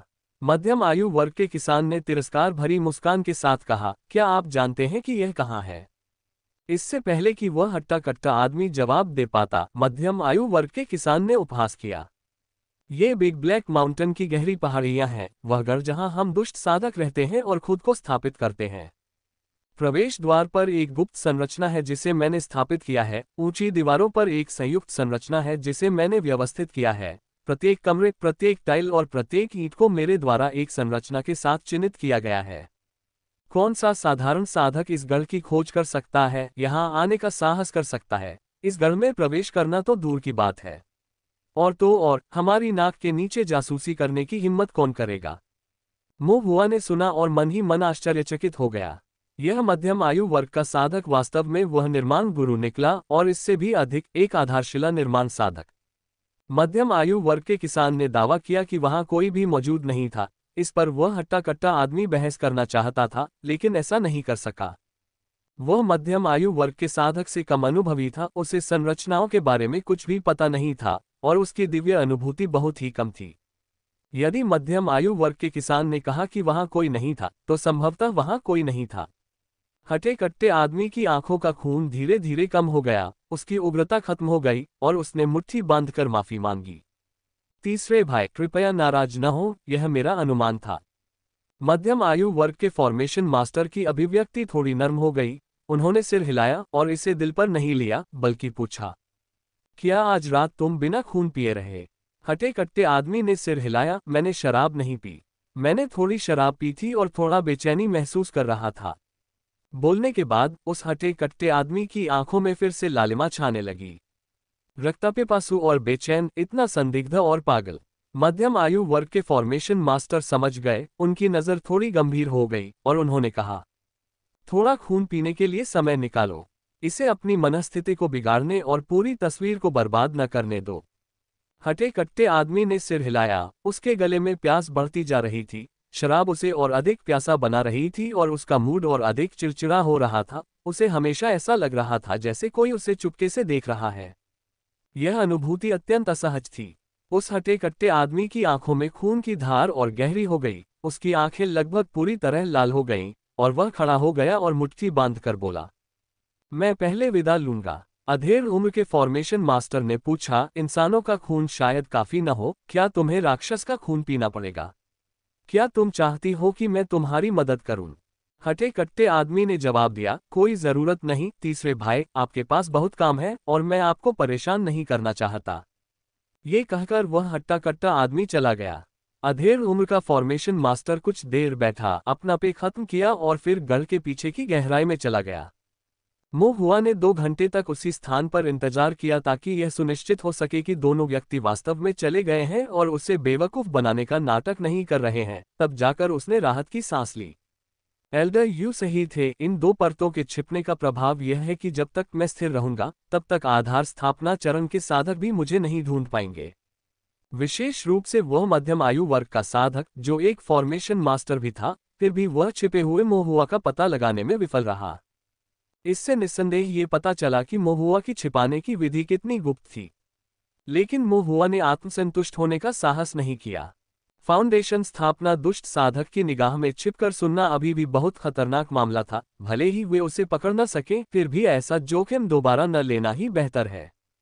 मोहुआ ने खुद को चेतावनी दी, यदि उसकी छिपाव तकनीक वास्तव में उजागर हो गई तो जल पारगमन चरण चालन तकनीक के साथ भी वह आधार स्थापना साधक के हाथों से बचकर निकलने में सक्षम नहीं हो सकेगा।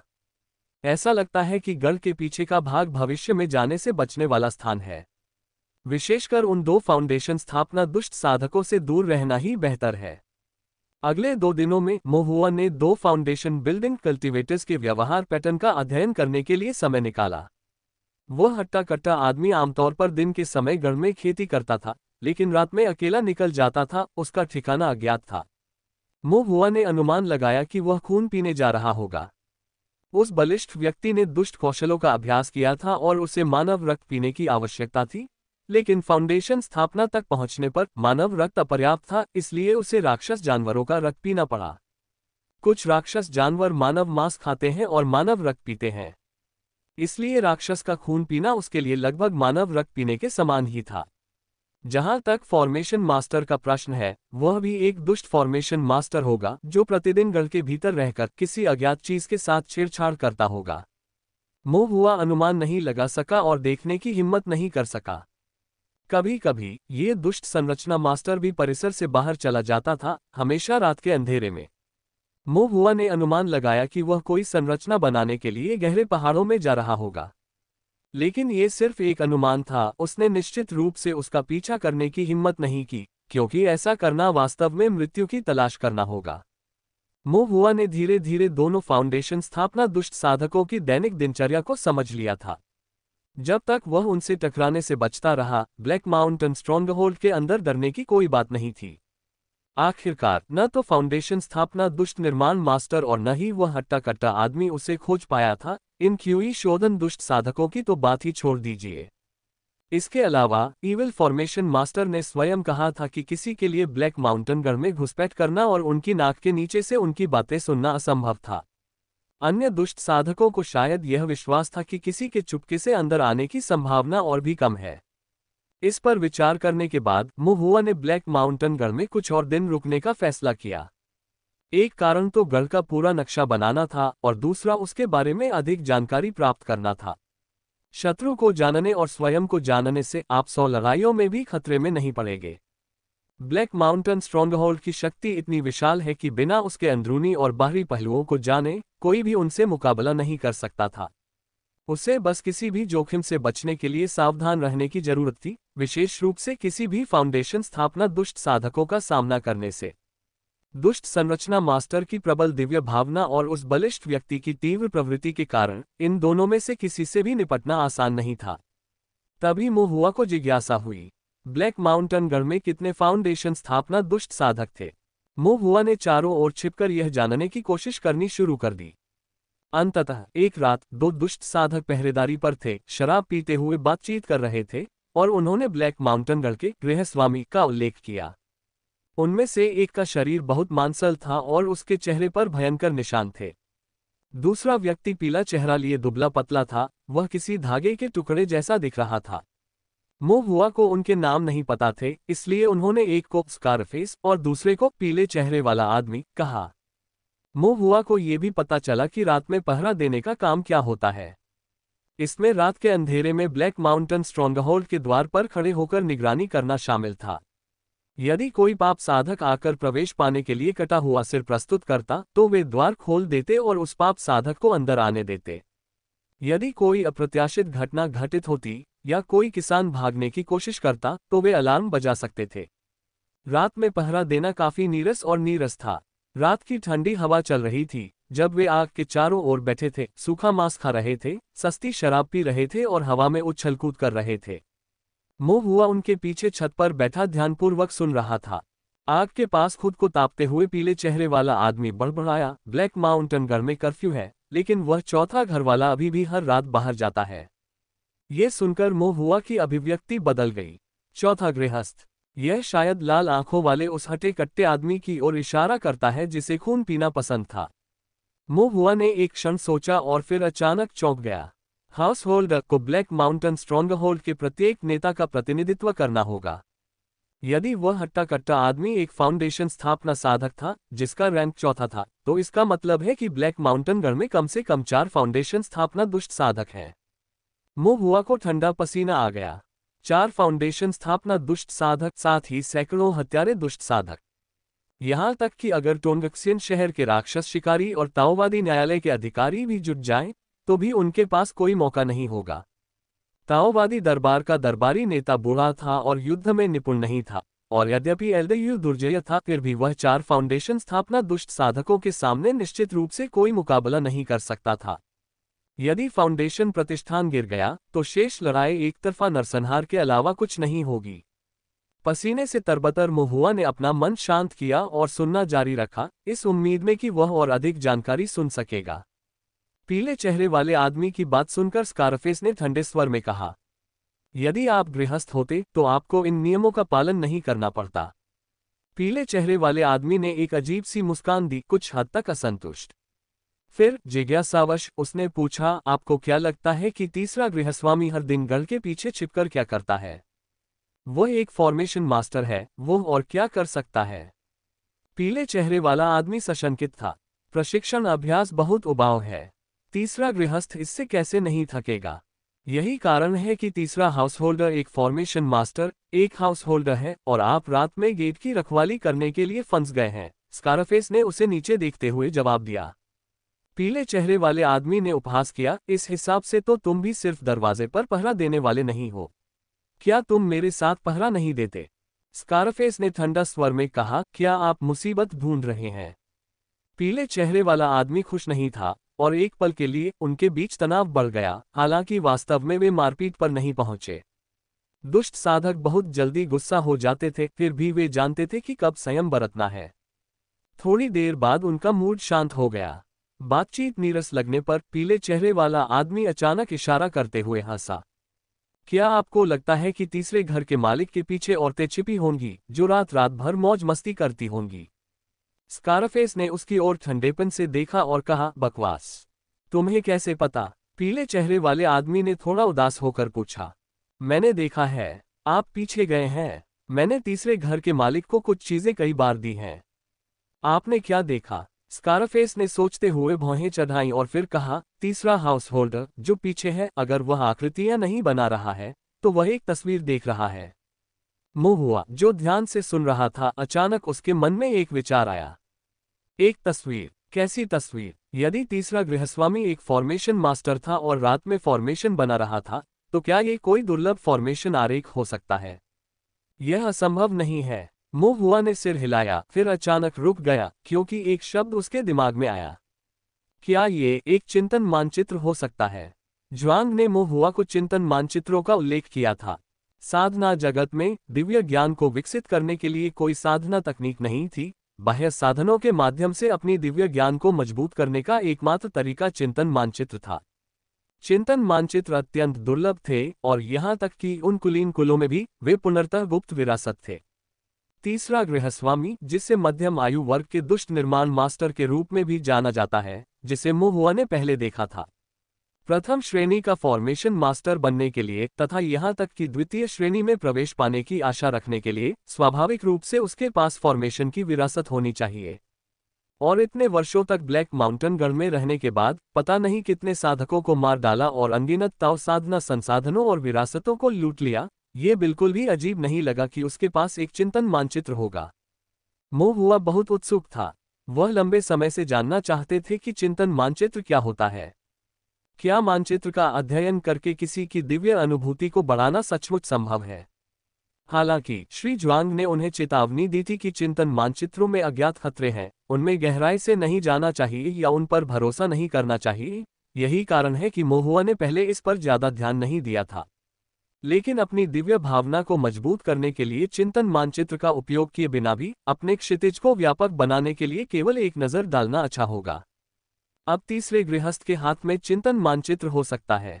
यदि वास्तव में कोई चिंतन मानचित्र होता और यदि उस पर ध्यान करने से वास्तव में दिव्य अनुभूति में वृद्धि होती, तो शायद वह शीघ्र ही आधारशिला स्थापना चरण की दिव्य अनुभूति प्राप्त कर सकता था और शीघ्र ही आधार निर्माण साधक भी बन सकता था। अन्यथा दिव्य भावना के विकास की वर्तमान गति को देखते हुए फाउंडेशन स्थापना तक पहुंचने में थोड़ा अधिक समय लगेगा। महुआ को अंदर से कुछ उत्साह महसूस हुआ, लेकिन इस बारे में सोचने के बाद उसे थोड़ी निराशा भी महसूस हुई। तीसरा गृहस्थ न केवल एक आधारशिला निर्माण साधक था, बल्कि एक दुष्ट निर्माण गुरु भी था। वह महुआ को नक्शा चुराने का मौका कैसे दे सकता था? चोरी की बात तो दूर, अगर महुआ भी पास में छिपकर उसके साथ झांके तो भी ये बहुत खतरनाक होगा।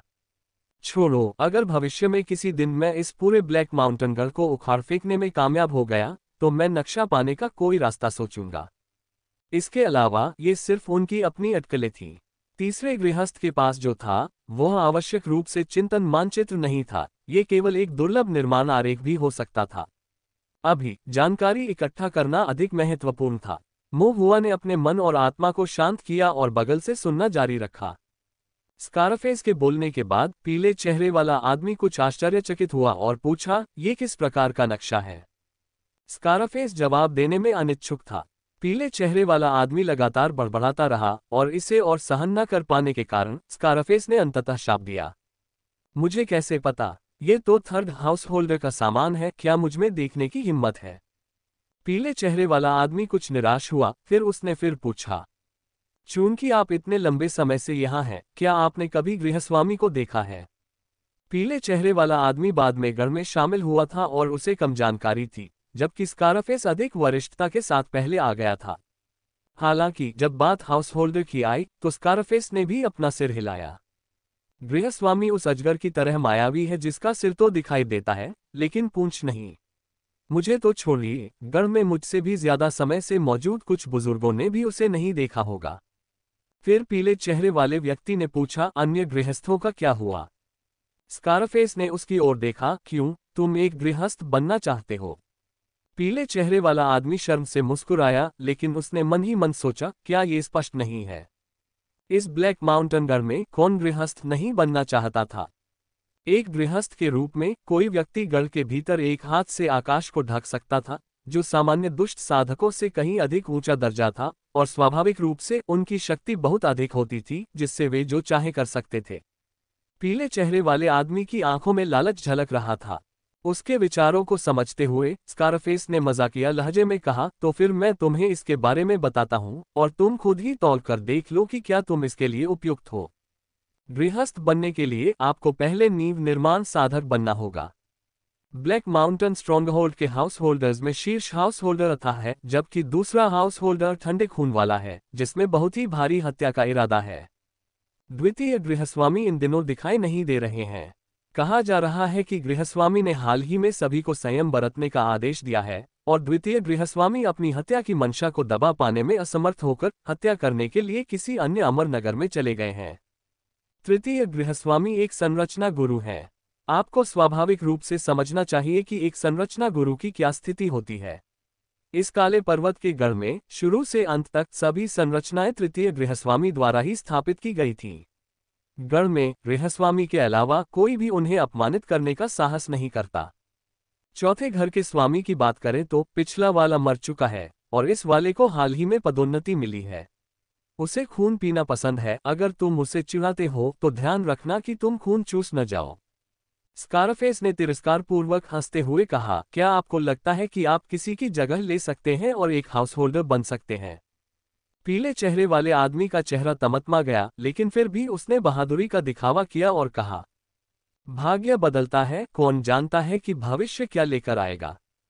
स्कारफेस ने कहा, 30 साल बाद शायद आप जीवित भी नहीं रहेंगे। इस काले पहाड़ के गढ़ में दुष्ट साधक होना कोई स्थिर बात नहीं थी। नींव स्थापना तक जीने, गृहस्थ बनने या यहाँ तक कि बुढ़ापे तक जीवित रहने की बात तो दूर, बहुत कम लोग थे जो इसे संभाल पाते थे। दोनों ने एक दूसरे को ठंडी निगाहों से देखा और अकेले ही पीना जारी रखा। मुहुआ चुपचाप अपने आप से विचार कर रहा था। उनका संदेह सही था। वास्तव में ब्लैक माउंटेन स्ट्रॉन्गहोल्ड के भीतर 4 हाउस होल्डर्स थे। वह पहले ही तीसरे और चौथे हाउस होल्डर्स से मिल चुका था। दूसरा गृहस्वामी बाहर गया हुआ था और अभी तक वापस नहीं आया था। प्रथम गृहस्वामी एक ऐसे अजगर की तरह था जिसे देखा तो गया लेकिन कभी पकड़ा नहीं गया, संभवतः या तो एकांत में था या गढ़ में मौजूद नहीं था। दूसरे शब्दों में, मोहुआ को अभी भी केवल तीसरे और चौथे हाउस होल्डर्स से सावधान रहने की जरूरत थी। उनसे बचे और वह स्वयं सुरक्षित रहेगा। मोहुआ को केवल प्रथम गृहस्थ के साधना स्तर की चिंता थी। प्रथम गृहस्थ होने के नाते वह अवश्य ही पुराना दुष्ट साधक होगा जिसने ब्लैक माउंटेन गढ़ की स्थापना की थी। उसके अधीन इतने सारे क्रूर दुष्ट साधकों के साथ उसकी साधना का स्तर ऊंचा होना ही था। यह अभी स्पष्ट नहीं था कि वह फाउंडेशन स्थापना मध्य चरण में थे या फाउंडेशन स्थापना अंतिम चरण में। यदि यह वास्तव में मध्य अंतिम आधारशिला निर्माण चरण था तो यह भयावह होगा। एल्डर यू केवल फाउंडेशन स्थापना के प्रारंभिक चरण में थे। अगर यह वास्तव में लड़ाई की बात आती तो पृथ्वी पर कोई कैसे लड़ सकता था। मोहुआ ने अंदर से एक गहरी आह भरी। हालांकि अब वह इस पर अधिक ध्यान नहीं दे सकता था। उसके लिए मानचित्र बनाने और अधिक जानकारी एकत्र करने पर ध्यान केंद्रित करना बेहतर था। अगले दिनों में मोहुआ ने ब्लैक माउंटेन गढ़ का नक्शा तैयार करना शुरू कर दिया। पहाड़ी द्वार से शुरू करते हुए उसने सड़कों, इमारतों, दुष्ट साधकों के आवासों और लोहे की जेलों को चिन्हित किया जहां साधकों को रखा जाता था। उन्होंने ये भी बताया कि कौन से फॉर्मेशन डायग्राम कहां रखे गए हैं और किन बातों पर ध्यान देना है। और संरचनाओं का विश्लेषण करके वह ब्लैक माउंटेन स्ट्रॉन्गहोल्ड के वास्तुशिल्प लेआउट का अनुमान लगा सकता था। इस तरह उन कमरों के लिए जो कसकर बंद थे और पूरी तरह से सील थे, जिससे जांच करने का कोई रास्ता नहीं बचा था, मोहुआ उनके उद्देश्य का भी मोटे तौर पर अनुमान लगा सकता था। रात में मोहुआ अभी भी स्कारफेस और पीले चेहरे वाले आदमी की बातें सुनता रहता था। ब्लैक माउंटेन स्ट्रॉन्गहोल्ड में दुष्ट साधक बहुत बातूनी नहीं थे। ये दोनों अपवाद थे, संभवतः इसलिए क्योंकि उन्हें रात में पहरा देना पड़ता था। बातचीत के बिना ये बहुत उबाऊ होता। मोहुआ ने इस अवसर का लाभ उठाते हुए पास में छिपकर उनकी बातचीत सुनी तथा आशा व्यक्त की कि उसे कुछ उपयोगी जानकारी मिल जाएगी। ब्लैक माउंटेन गढ़ में हर जगह छिपे खतरों के कारण मोहुआ रात में ताओवादी स्तंभ पर संरचना तकनीक का अभ्यास नहीं कर सकता था। हालांकि जब उन्हें अपने चेतना सागर में डूबने और ताओवादी स्तंभ के सामने कुछ देर ध्यान करने का समय मिलता था तो बिना सोए भी वे ऊर्जावान और सतर्क बने रहते थे। इसके अलावा रात को जब चौथा गृहस्थ रक्त पीने के लिए बाहर गया और तीसरा गृहस्थ अपने कमरे से बाहर नहीं निकला, ये वास्तव में मोहुआ के लिए सबसे सुरक्षित समय था। स्कारफेस और पीले चेहरे वाले आदमी के बीच कुछ देर तक बातचीत होने के बाद वे अचानक बहस करने लगे। मुहुआ को इसका सार समझ आ गया। ये पता चला कि स्कारफेस ने अपने भयंकर रूप के बावजूद जीवन निष्कासन तकनीक का अभ्यास किया था, और पीले चेहरे वाले व्यक्ति ने अपने बीमार सफेद रंग के साथ एक अवशोषण आत्मा कौशल विकसित किया, जिससे वह दूसरों की आध्यात्मिक शक्ति को उधार लेकर अपनी शक्ति को पुनः प्राप्त कर लेता था। पीले चेहरे वाला आदमी कामुक था और अपने यान को यिन से भरने के लिए स्कारफेस की जीवन निष्कर्षण तकनीक उधार लेना चाहता था। स्कारफेस ने उसे नजरअंदाज कर दिया। क्रोधित और शर्मिंदा होकर पीले चेहरे वाले आदमी ने मजाक उड़ाया, तुम्हारे रूप के साथ जीवन निकालने की तकनीक का झंझट क्यों है? क्या तुम्हें डर नहीं है कि औरतें तुम्हें देखते ही घिनौनी लगेंगी? स्कारफेस ने पलटकर जवाब दिया, तुम्हारी कमजोर शक्ल जो मजबूती के लिए इतनी अनुपयुक्त है, जीवन निकालने की तकनीक सीखने से तुम्हें क्या फायदा होगा? अपनी मजबूती को मौत के मुंह में मत पहुंचाओ। दोनों के बीच कुछ और गाली गलौज हुई और फिर लड़ाई शुरू हो गई। स्कारफेस एक शारीरिक साधक था, जबकि पीला चेहरा वाला आदमी एक आध्यात्मिक साधक था। अपनी गतिशीलता तकनीक का उपयोग करते हुए स्कारफेस ने पीले चेहरे वाले आदमी के करीब जाने की कोशिश की, जिसने अपनी गतिशीलता तकनीक का उपयोग करके उसे चकमा दिया और मात्र इशारे से मंत्र, जादू और आग के गोले दागकर उसका प्रतिकार किया। उनका मंत्र भी फायरबॉल तकनीक ही था। ये देखकर मुहुआ अचंभित रह गया, फिर उसे अप्रसन्नता का एहसास हुआ। ये नूडल मैन किस तरह का आदमी है जो मेरे जैसा ही मंत्र इस्तेमाल कर रहा है? कुछ देर तक देखने के बाद अचानक उसके मन में एक हल्की सी चीख निकली। पीले चेहरे वाले आदमी की फायरबॉल तकनीक वास्तव में उसकी अपनी तकनीक से अधिक शक्तिशाली लग रही थी। यद्यपि मुहुआ की तरह तीव्र या सटीक नहीं, लेकिन उस फायरबॉल तकनीक का रंग अधिक तीव्र था और शक्ति काफी भयानक थी। ये खेती के स्तर का मामला नहीं होना चाहिए। सामान्यतः क्यूई शोधन के 9वें स्तर पर आध्यात्मिक साधक की अग्निगोला तकनीक में ऐसी सामर्थ्य नहीं होती। क्या यह हो सकता है कि इस पीले चेहरे वाले आदमी के पास आग के गोले वाली तकनीक में कोई चाल थी? हुआ की रुचि जागृत हो गई। उन्होंने इसे कुछ और बार देखा और पुष्टि की कि पीले चेहरे वाले आदमी की फायरबॉल तकनीक में वास्तव में कुछ सूक्ष्मताएं थीं, जो सामान्य फायरबॉल तकनीक से भिन्न थीं। मुहुआ इसका आगे अध्ययन करना चाहता था। स्कारफेस और पीले चेहरे वाले आदमी ने पहले ही लड़ाई बंद कर दी थी। ये ब्लैक माउंटेनर था और वे द्वार की रखवाली के लिए जिम्मेदार थे। अगर वे किसी छोटी सी बहस पर कोई उपद्रव करते तो उनकी जान जा सकती थी। इसलिए यदि उन्होंने लड़ाई भी की तो वह आधे मन से हुई। उन्होंने वास्तव में लड़ने की हिम्मत नहीं की। मुहुआ कुछ हद तक निराश था। वह आशा कर रहा था कि दोनों के बीच मौत तक लड़ाई होगी ताकि वह स्थिति का लाभ उठा सके। लेकिन ये केवल भौंकने और काटने का मामला नहीं निकला। कुछ ही चालों के बाद संघर्ष समाप्त हो गया। स्कारफेस और पीले चेहरे वाले आदमी ने एक दूसरे पर कुछ कठोर शब्द फेंके और फिर सस्ती शराब पीने के लिए एक साथ बैठ गए, जैसे कि कुछ हुआ ही न हो।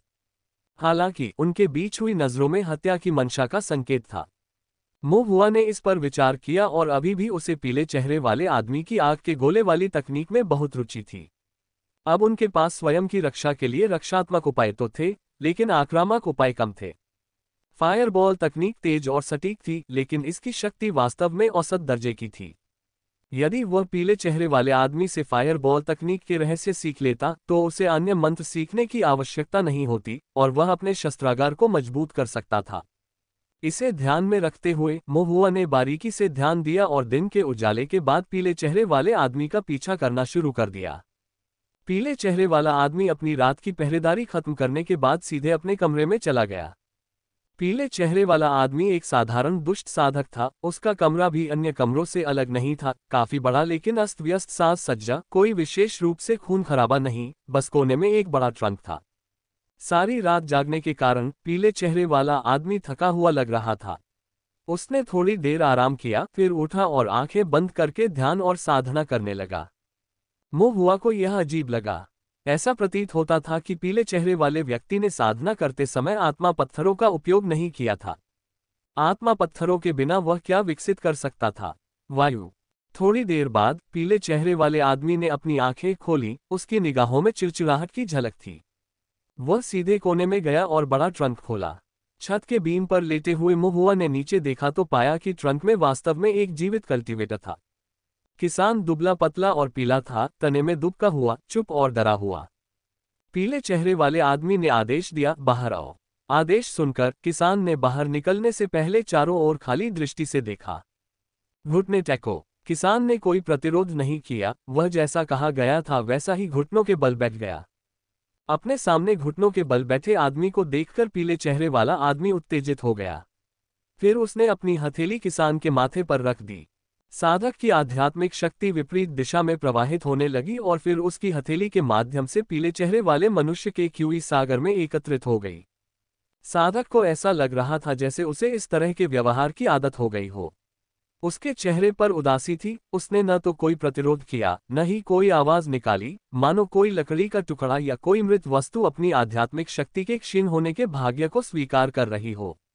एक कप चाय बनाने में लगने वाले समय में पीले चेहरे वाले व्यक्ति ने आध्यात्मिक शक्ति को पूरी तरह से अवशोषित कर लिया था। उसके संतुष्ट हृदय ने उसके पीले चेहरे पर रंगत ला दी थी।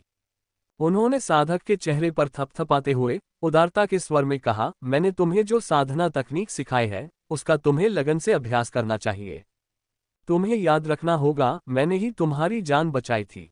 तुम्हें आत्मिक दास बनाना तुम्हारे लिए एक उपहार है, वरना दूसरे दुष्ट साधकों ने तुम्हें पहले ही पूरी तरह से खत्म कर दिया होता। तुम्हारा जीवन मेरे लिए ऋणी है। बोलने के बाद पीले चेहरे वाले आदमी ने ट्रंक की ओर इशारा किया और कहा, वापस जाओ और कोई आवाज मत करो। अब किसान, जो एक आत्मदास बन चुका था, भावशून्य भाव से ट्रंक के पास वापस चला गया और बिना कोई आवाज निकाले चुपचाप उसके अंदर सिमट गया। मुंह हुआ ने अपने दिल में ठंडक के साथ देखा। अब उन्हें समझ में आया कि आत्मिक दास वे साधक थे जिन्हें दासों की तरह इस्तेमाल किया जाता था। उनकी आध्यात्मिक ऊर्जा पूरी तरह से उनसे छीन ली जाती थी।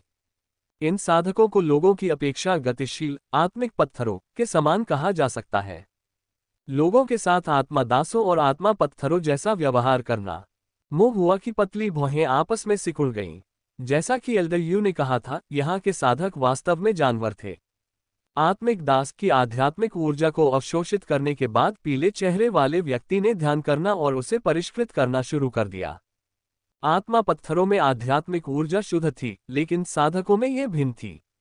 अन्य साधकों की आध्यात्मिक ऊर्जा को परिष्कृत करना अधिक आसान और सुविधाजनक था, लेकिन ये साधक की अपनी आध्यात्मिक ऊर्जा के साथ टकराव पैदा करता था, जिससे विसंगतियां उत्पन्न होती थीं और स्वभाव में भारी परिवर्तन या राक्षसी आविष्टता आसानी से हो सकती थी। इसलिए आध्यात्मिक ऊर्जा को अवशोषित करने वाली तकनीकों को दुष्ट कौशल माना जाता था और ताओवादी न्यायालय द्वारा उन्हें बर्दाश्त नहीं किया जाता था। ये वही था जो झांग लैन ने मुंह हुआ को बताया था। पीले चेहरे वाले व्यक्ति ने आत्मिक दास की आध्यात्मिक शक्ति को अवशोषित कर लिया और उसे परिष्कृत करने के लिए ध्यान में बैठ गया। उसके चेहरे की विशेषताएं अप्रत्याशित रूप से बदल रही थीं। कभी वह क्रूर दिखता, कभी आनंदित, कभी पागल, और कभी उसके चेहरे पर पीड़ा और खुशी का मिश्रण दिखाई देता।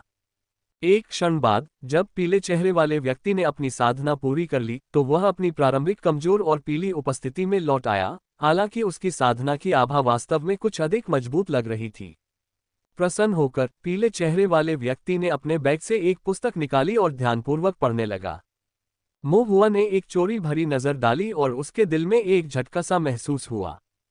पुस्तक का आवरण आंशिक रूप से पीले चेहरे वाले आदमी के हाथ से छिपा हुआ था, लेकिन दो अक्षर दिखाई दे रहे थे जिन पर लिखा था, आग का गोला। आग का गोला तकनीक। दरअसल पीले चेहरे वाला आदमी एक विशेष फायरबॉल तकनीक का अभ्यास कर रहा था। यदि यह एक साधारण फायरबॉल तकनीक होती, तो उसके लिए इसे खजाने की तरह मानने, इसे अपने साथ रखने और समय समय पर इसका अध्ययन करने का कोई कारण नहीं होता। लेकिन चूंकि फायरबॉल तकनीक का गुप्त मैनुअल उसके पास था, इसलिए मुंह हुआ उसे आसानी से चुरा नहीं सकता था। ऐसा लग रहा था कि उसे एक और अवसर मिलने का इंतजार करना होगा। मुंह हुआ के जाने से पहले उसने कोने में रखे लकड़ी के बक्से पर एक और नजर डाली, जिसमें एक आत्मा दास था। आत्मा दास काफी युवा दिखाई देता था, लेकिन उसका शरीर क्षीण था, चेहरा सूखा हुआ था, वह अपनी उम्र से कहीं अधिक बूढ़ा लग रहा था।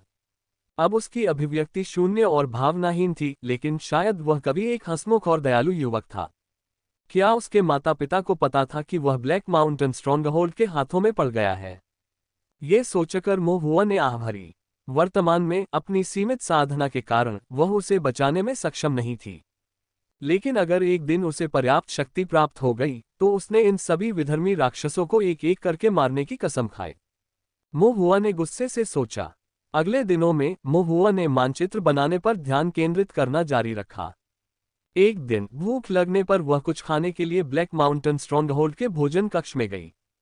ब्लैक माउंटेन स्ट्रोंगहोल्ड का भोजन कक्ष बहुत बड़ा था और कुछ दूर स्थित था। अंदर का माहौल कुछ गंदा और अस्त व्यस्त था, हर जगह खून के धब्बे थे, मेजों पर मांस के टुकड़े बिखरे हुए थे। मुंह मांस को नहीं पहचान पाए, इसलिए उसने उसे खाने की हिम्मत नहीं की। वह अपना पेट भरने के लिए केवल कुछ जंगली फल और पेस्ट्री ही चुरा सकती थी। अपने आगमन से पहले उसने ब्लैक माउंटेन स्ट्रॉन्गहोल्ड में इतने लंबे समय तक रहने की उम्मीद नहीं की थी, इसलिए वह अपने स्टोरेज बैग में ज्यादा खाना नहीं लाई थी। उसके भंडारण बैग में रखी सामग्री पहले ही समाप्त हो चुकी थी और अब उसे दुष्ट साधकों के भोजन से ही संतोष करना पड़ा। जंगली फल थोड़े खट्टे और कसैले थे, उनका स्वाद अच्छा नहीं था।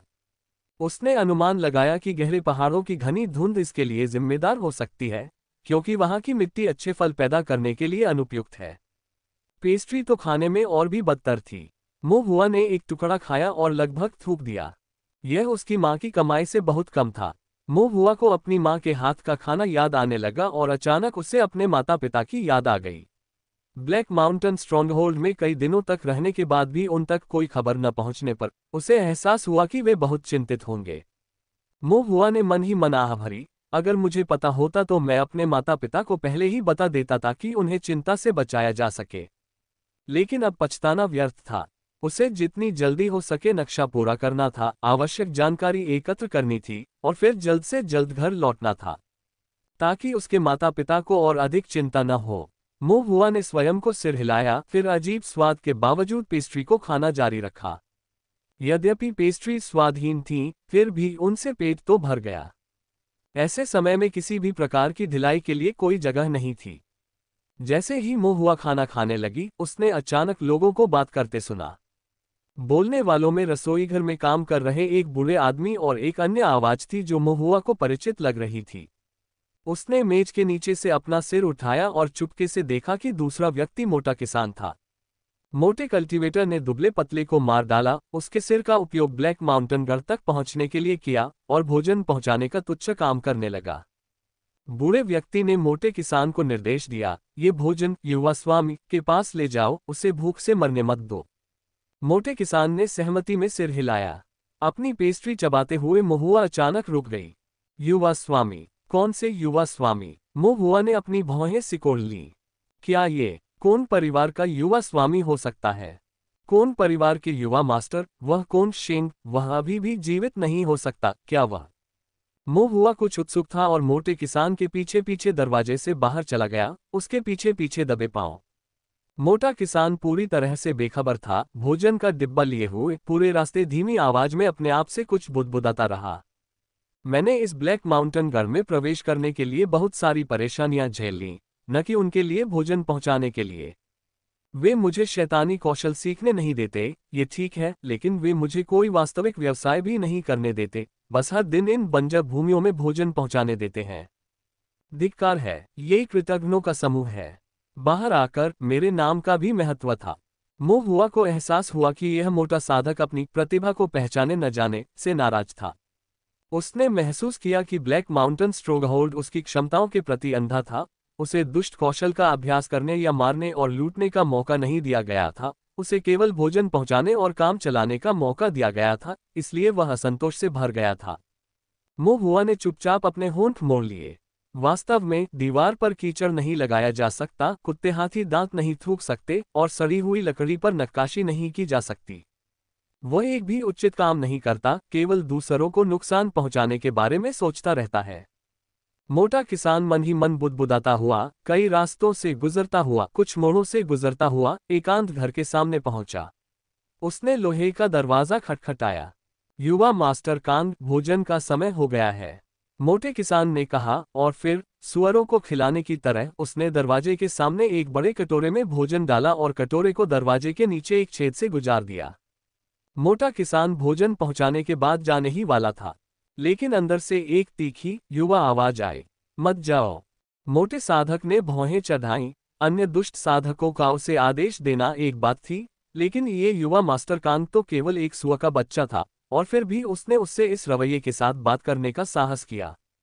मोटे साधक ने धैर्य धारण करते हुए अपने मुंह के कोने को हिलाया, क्या युवा मास्टर कांग को कुछ कहना है? कोंग शेंग ने जल्दी से कहा, मेरे पिता। क्या मेरे पिता ने जवाब दिया है? मुझे इसके बारे में पता नहीं होगा। इतना समय हो गया है, वह मुझे छुड़ाए बिना नहीं रह सकता। लोहे के दरवाजे से कोन शेन की आवाज धीमी लेकिन कुछ चिंतित लग रही थी। तुम्हें लगता होगा कि स्पिरिट स्टोन्स काफी नहीं है। मैं और जोड़ सकता हूं, 6000 नहीं, 8000। जब तक आप मुझे बाहर जाने देते हैं, मुझे जीने का रास्ता देते हैं। किसी भी मात्रा में स्पिरिट स्टोन्स काम करेंगे, मेरे पिता निश्चित रूप से उन्हें आपको देंगे। मोटे साधक की आंखें आत्मा पत्थरों के उल्लेख पर चमक उठी। क्या युवा मास्टर कांग जो कह रहे हैं वह सच है? सच, बिल्कुल सच। अंदर कोन शेन बार बार सिर हिला रहा था, मुझे बस बाहर निकाल दो। कोन शेन बोलने के बाद रुका, मानो उसे कुछ याद आ गया हो, और फिर पूछा, क्या आप यहाँ नए हैं? भोजन पहुंचाने वाले इस किसान की आवाज उसे कुछ अपरिचित सी लगी। मोटे किसान की निगाहें थोड़ी सख्त हो गईं और उसने धीरे से कहा, हाँ। कोन शेन को ऐसा लगा जैसे वह कुछ समझ गया हो। चूंकि वह नया था और अभी भी भोजन वितरित कर रहा था, इसलिए उसका दर्जा निम्न ही होगा, ठीक उसके घर के नौकरों के समान। कोन शेन ने कहा, यदि आप गुप्त रूप से मेरे पिता को संदेश दे देंगे तो वह आपको अच्छा इनाम देंगे। इनाम शब्द से मोटा किसान नाराज हो गया। वह दूसरों से पुरस्कृत होना नहीं, बल्कि लूटना पसंद करता था। क्या युवा मालिक के पास सबूत है? कोन शेन ने दरवाजे के नीचे की दरार से एक जेड पेंडेंट निकाला। यह जेड पेंडेंट मेरे पिता ने दिया था। इसकी कीमत 500 स्पिरिट स्टोन्स है। आप इसे उनके पास ले जाएं और वह समझ जाएंगे। मोटे साधक ने जेड पेंडेंट लिया, खुद से खुश हुआ और फिर पूछा, युवा गुरु मुझसे क्या संदेश देना चाहते हैं? कोन शेन ने अपनी आवाज धीमी करते हुए कहा, मेरे पिता एक फाउंडेशन स्थापना साधक हैं। मेरे पिता से कहो कि वे चुपके से लोगों को यहाँ लाएं, इस गढ़ को मिटा दें और सबको मार डालें। ऐसा करने के बाद तुम कोन परिवार में शामिल हो सकते हो। मैं अपने पिता से तुम्हें कोन उपनाम दिलवा दूंगा। तुम एक प्रबंधक बन सकते हो, नहीं, तुम एक एल्डर बन सकते हो। न केवल महुआ, बल्कि मोटा किसान भी हैरान रह गया। क्या सचमुच दुनिया में कोई इतना मूर्ख हो सकता है? उसके पिता ने उसे वास्तव में क्या सिखाया? क्या ऐसा हो सकता है कि वह सचमुच मानता था कि उसका कोन परिवार अजेय है और वह हमेशा जो चाहे कर सकता है? मोटे साधक ने जेड पेंडेंट को अपनी जेब में रख लिया और विनम्रतापूर्वक कहा, निश्चिंत रहें युवा स्वामी, मैं संदेश अवश्य पहुंचाऊंगा। अच्छा, बहुत बढ़िया। कोन शेन बहुत खुश हुआ। मोटे साधक के चेहरे पर उपहास झलक रहा था, लेकिन उनके बीच लोहे का दरवाजा होने के कारण कोन शेन ये बिल्कुल नहीं देख सका। युवा मास्टर कांग, आप यहीं अच्छे से रुकें, जब तक सब कुछ ठीक न हो जाए। भागने के बारे में सोचे भी नहीं, अन्यथा यहाँ के दुष्ट साधक क्रोधित हो जाएंगे और वे निश्चित रूप से आपको मार डालेंगे। मोटे किसान ने उसे याद दिलाते हुए चिंता का दिखावा किया। कोन शेन ने कहा, चिंता मत करो, मैं भागूंगा नहीं, तुम जल्दी करो और संदेश पहुंचा दो। मोटा किसान मुंह बिचकाकर मुड़ा और चला गया। बीच रास्ते में ही उसने लोहे के दरवाजे पर थूका और घुरघुराते हुए बोला, क्या बकवास है, बिल्कुल बेवकूफ। उसकी प्रतिक्रिया देखकर महुआ को पता था कि वह निश्चित रूप से जेड पेंडेंट को जेब में डाल लेगा और कुछ नहीं करेगा, जिससे उसे बिना कुछ किए 500 स्पिरिट स्टोन मिल जाएंगे। महुआ ने अपना सिर हिलाया, चुपचाप दीवार के ऊपर पलटी, देखा कि आसपास कोई नहीं है और छत की संरचना को निष्क्रिय कर दिया। एक टाइल हटाकर उसने चुपके से अंदर देखा।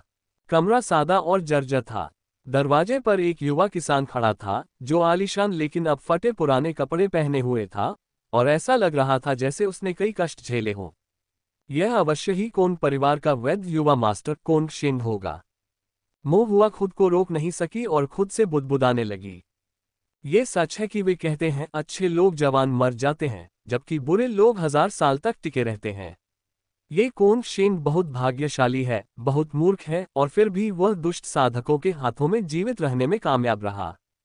फिर उसने आह भरी और सोचा कि कोन परिवार ने उसे क्या सिखाया है कि उसका दिमाग ऐसी बकवास से भर गया है। दुष्ट साधकों को अपना काम करवाने के लिए उन्हें आत्मा पत्थरों से पुरस्कृत करने के बारे में सोचना भी गलत है। वे इतने दयालु होंगे कि आपको भोजन दे देंगे, आपकी जान बख्श देना तो उदारता होगी। जैसे ही महुआ के विचार मंथन कर रहे थे, उसने देखा कि कोन शेन अचानक अपना आपा खो बैठा। कोन शेन ने चावल का कटोरा उठाया, कुछ निवाले लिए, थूकने जैसा मुंह बनाया, फिर खुद को मजबूरन चावल निगल लिया। उसके भीतर क्रोध और हताशा उमड़ पड़ी। उसने चीजों को इधर उधर फेंकना और तोड़ना शुरू कर दिया, क्रोध में अपनी मुठ्ठियां और पैर चलाने लगा और गुस्से से गालियां देने लगा। इन सबको मर जाना चाहिए। ये सब मरने के लायक हैं। वे आखिर क्या हैं? मेरे सिर के ऊपर से सवार होने के लिए मुझे उनसे मेरे लिए काम करने की भीख मांगनी पड़ी। भाड़ में जाओ।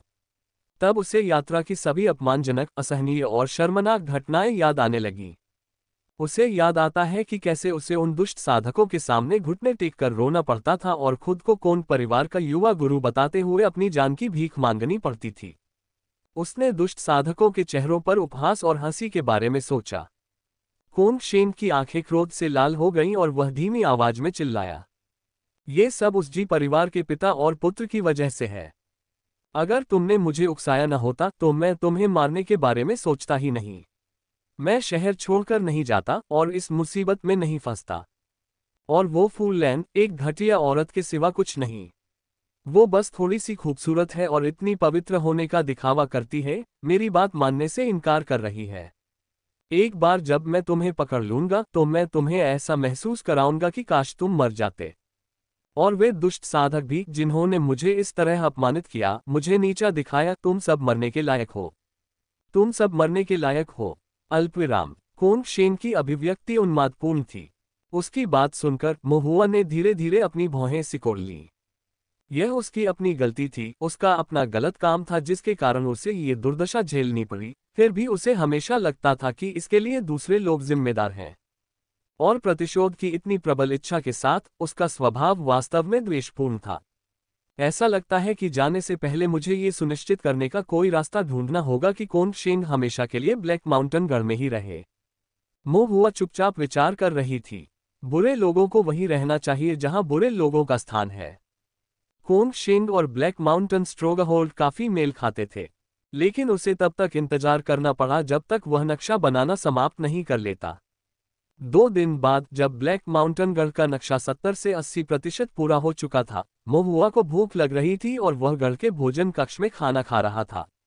जब वह खाना खा रही थी तो उसने भोजन कक्ष के प्रभारी बूढ़े व्यक्ति को मोटे किसान को कोसते हुए सुना, तीसरे गृहस्वामी के लिए बनाई गई पेस्ट्री चोरी हो गई है। मैंने तुम्हें उन पर नजर रखने को कहा था और तुम वह भी ठीक से नहीं कर पाए। तुम किस काम के हो? तीसरे घर के मालिक के लिए पेस्ट्री।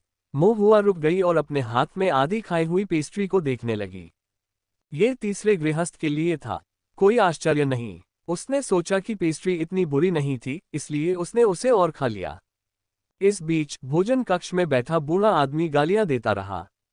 अपनी वरिष्ठता के कारण वह जिद्दी और कठोर था, उसके शब्द अप्रिय थे और उसने मोटे किसान को तब तक डांटा जब तक कि वह पूरी तरह से अपमानित नहीं हो गया। मोटे किसान ने जवाब देने की हिम्मत नहीं की। बूढ़े आदमी के डांटने के बाद वह गुस्से में आकर चला गया। मोटा किसान चुपचाप खड़ा रहा, उसकी पलकें क्रोध से फड़क रही थीं और वह शाप दे रहा था, जो भी कमीना खाना चुरा रहा है, अगर मुझे पता चल गया तो मैं ये सुनिश्चित करूंगा कि तुम एक भयानक मौत मरो। महुआ, जो अभी भी पेस्ट्री खा रही थी, ये सुनकर ठिठक गई। फिर उसने धीरे से अपने होंठ चाटे और उसकी आंखों में एक ठंडी चमक आ गई। हरामी, बुरी तरह मरना। वह न केवल मुझे गाली देता है, बल्कि वह मुझे मरवाना भी चाहता है। महुआ मोटे कल्टीवेटर को चुपचाप देख रही थी। उसके मन में विचार दौड़ रहे थे कि क्या उसे पहले इस मोटे आदमी से छुटकारा पाना चाहिए। कोन शेन जल्दी में नहीं था, क्योंकि वह जानता था कि वह किसी भी तरह बच नहीं सकता। मोटे किसान ने भोजन कक्ष पर नजर रखी और अब बढ़ी हुई सतर्कता के कारण महुआ के लिए यहां आकर भोजन करना कुछ असुविधाजनक हो गया। इसके अलावा कोन शेन को वह जेड पेंडेंट चाहिए था जो उसके पास था। हालांकि उसके तरीके गुप्त होने चाहिए थे और उसके कार्य सावधानीपूर्वक होने चाहिए थे ताकि वह अपनी पहचान उजागर न कर सके। महुआ ने मोटे किसान पर नजर रखनी शुरू की, एक दिन तक निरीक्षण किया और जल्दी ही एक विचार सूझा। मोटा साधक दुष्ट साधकों के साथ साथ राक्षस जानवर को भी भोजन पहुंचाता था। ये राक्षस जानवर अपने पहले स्तर के अंतिम चरण में एक बाघ दानव था, जिसे एक अलग कमरे में रखा गया था और जंजीरों से जकड़ा गया था। जंजीरों पर संरचना पैटर्न भी अंकित थे, जिससे टाइगर डेमन पूरी तरह से स्थिर हो गया। बाघ बिग ब्लैक माउंटेन पर सबसे शक्तिशाली राक्षस जानवरों में से थे। संरचनाओं द्वारा विवश हुए बिना वे अविश्वसनीय रूप से खतरनाक थे। यह विशेष टाइगर डेमन अपने मिश्रित काले और सफेद पैटर्न और माथे पर एक राजा चरित्र के साथ विशेष लग रहा था। कोंग शेंग ने अनुमान लगाया कि इसकी असाधारण रक्त रेखा के कारण दुष्ट साधकों ने इसे पकड़ लिया था और इसे ब्लैक माउंटेन गढ़ में बंद कर दिया था। इस बाघ दानव के विशिष्ट उद्देश्य के बारे में महुआ को कुछ भी स्पष्ट नहीं था। हर दिन दोपहर के समय मोटा किसान बाघ दानव को खाना खिलाता था, लेकिन हर बार वह उससे बहुत कम खाना खिलाता था, शायद इस डर से कि बाघ दानव अपनी ताकत वापस पा लेगा, जंजीरों से मुक्त हो जाएगा और परेशानी पैदा कर देगा। ये देखकर महुआ मन ही मन मुस्कुराया और सोचा, अगर तुम इसे नहीं खिलाओगी तो मैं खिलाऊंगा। उसने भोजन कक्ष से मॉन्स्टर बीस्ट जर्की के चुनिंदा टुकड़े उठाए और उन्हें अपने स्टोरेज बैग में रख लिया, फिर चुपचाप जेल की कोठरी में घुस गया जहां टाइगर डेमन को कैद किया गया था। पेट में गड़गड़ाहट के साथ बाघ दानव जमीन पर निढाल होकर लेट गया और अचानक उसने देखा कि उसके सामने भोजन के कुछ खुरदुरे और सख्त टुकड़े प्रकट हुए। ये वास्तव में मांस था। बाघ दानव ने पलकें झपकाईं। वह थोड़ा हैरान था, लेकिन भूख से प्रेरित होकर वह झटके से उस मांस को फाड़कर खाने से खुद को नहीं रोक सका। जल्द ही उसने सारा मांस खा लिया और अपने तीखे दांतों से चाटने लगा, फिर भी पूरी तरह से तृप्त नहीं हुआ। महुआ ने उसके सामने मांस के कुछ और टुकड़े फेंके। बाघ दानव ने अपनी दृष्टि सामने की ओर टिका दी। वहां किसी व्यक्ति की छाया नहीं थी, लेकिन वह एक साधक की उपस्थिति को महसूस कर सकता था। वह नहीं जानता था कि किसान उसे क्यों खिला रहा है, लेकिन भूख से व्याकुल होकर उसने सारा मांस खा लिया। तब उसे पता चला कि किसान की उपस्थिति गायब हो गई है। बाघ दानव ने अपना मुंह खोला और धीमी आवाज में गुर्राया। 70 से 80% तक भोजन करने के बाद इसकी ताकत भी उसी सीमा तक बहाल हो गई, फिर भी यह अभी भी जंजीरों और संरचना पैटर्न द्वारा नियंत्रित था और हिलने में असमर्थ था।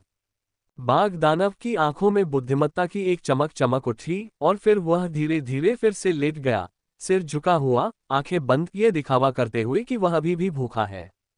दूर से महुआ ने उसकी एक झलक देखी और प्रभावित हुए बिना नहीं रह सका। ये बाघ दानव बहुत चालाक है। अगले दिन मोटा किसान उसी असंतुष्ट भाव के साथ उसे चारा खिलाने आया। उसे बूढ़े आदमी ने फिर से डांटा था। पहले तो केवल पेस्ट्री ही मिलती थी, अब तो मांस भी गायब होने लगा है। मोटे किसान को समझ में नहीं आया कि ब्लैक माउंटेन गढ़ में भोजन गृह से चोरी करने की हिम्मत किसने की। इसके अलावा उन्होंने आधे दिन तक जांच की, लेकिन उन्हें एक भी सुराग नहीं मिला। उसके और बूढ़े आदमी के अलावा भोजन कक्ष में कोई अन्य व्यक्ति नहीं था।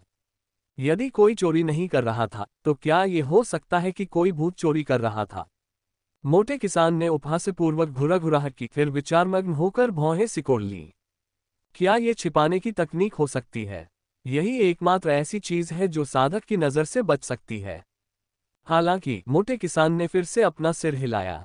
छिपाव तकनीक सीखना इतना आसान नहीं था, और पूरे ब्लैक माउंटेन गढ़ में संभवतः एक भी साधक ऐसा नहीं था जो इसे सीख सके, और इसमें निपुणता तो बहुत दूर की बात थी। और यहां तक कि जो लोग छिपाने की तकनीक में निपुण थे, वे भी दोषर